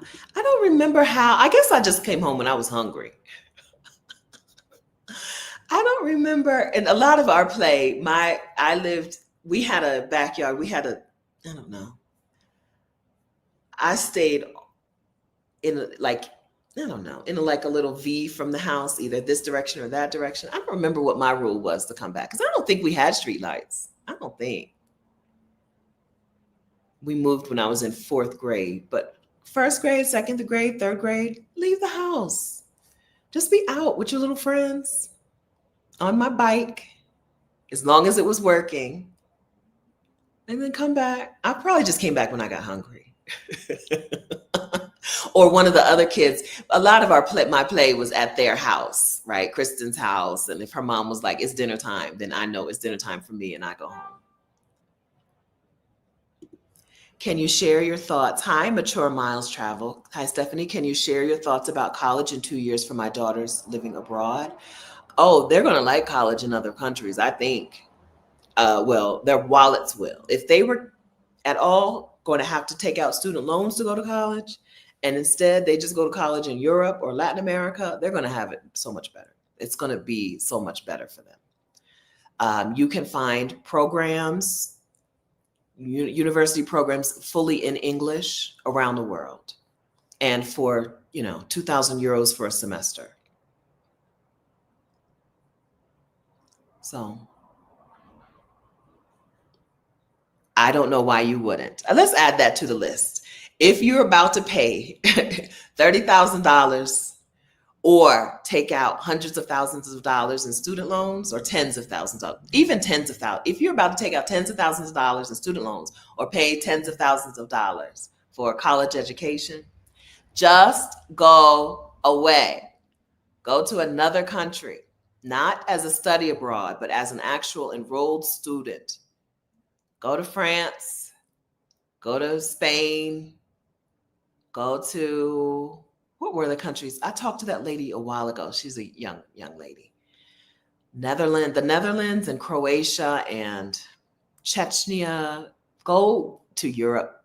She knew about Europe's prices. I don't know Latin America prices, but I'm sure same. $2,000, 2,000 euros for a semester. Just go there. Programs are in English. You can find programs in English anyway. Just go there. If you're about to drop a grip for a college education, go to Europe. Just go. I miss the 80s. We all miss the 80s. We get to live that way in other places. Yeah, I meant sub-Saharan Africa. You know what people mean when they say Africa. Black Africa. Yeah, I've been to Morocco. Hi, Candace. Candace was with us in Morocco. Yeah, I've been to Morocco too, but I mean Black Africa. I've only been to South Africa and Mauritius. But remember, get your coins together, because there's a good chance we'll go to Nairobi in June. Good chance. Not 100% chance. Don't be mad at me. Okay. But there's a good chance. If you see a flight deal for Nairobi in June, get it if it's refundable. or if you can use it for something else if we don't go there. Okay. Okay. All right. I think we did it, and I'm starting to get hungry, so I need to eat. I need food and coffee. I'm going to break out my new vanilla extract and have my food and coffee. So, thank you for hanging out. Thank you for letting me talk about whatever I wanted to talk about. Thank you for your questions. Thank you for answering each other's questions. Thank you for your super chats. I feel like this time, for the first time, I have answered all the super chats before ending the video. That's like a record. So thank you for that. Thank you for helping me with that. I think I answered all these. Yeah, I answered all those super chats before the last minute. Look at this. Learning new things. It only took me 5 years on YouTube to learn how to do YouTube. We'll talk again. So next Saturday, probably 10 a.m. Eastern time. I don't think I have a guest next week either, but I may figure one out because it's house sitter season. So we need to get some of y'all house sitting. Okay. If you look in the description in a few minutes, I'll have my house sitter toolkit. We'll get some of y'all house sitting. Rashida did a video the other week on her channel with a woman who does home swapping. So between house sitting and house swapping, even though I'm going to be paying rent soon, I think I'm still going to be getting that free accommodation. I'm so excited about this.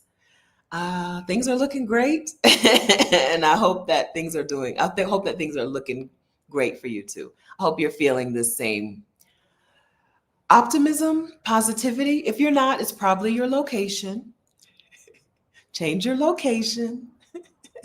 Come join us down here so that you can feel this way too. Nice to see you guys. All right. Happy weekend. Thank you very much for your kindness and your generosity. Have a wonderful day. Bye.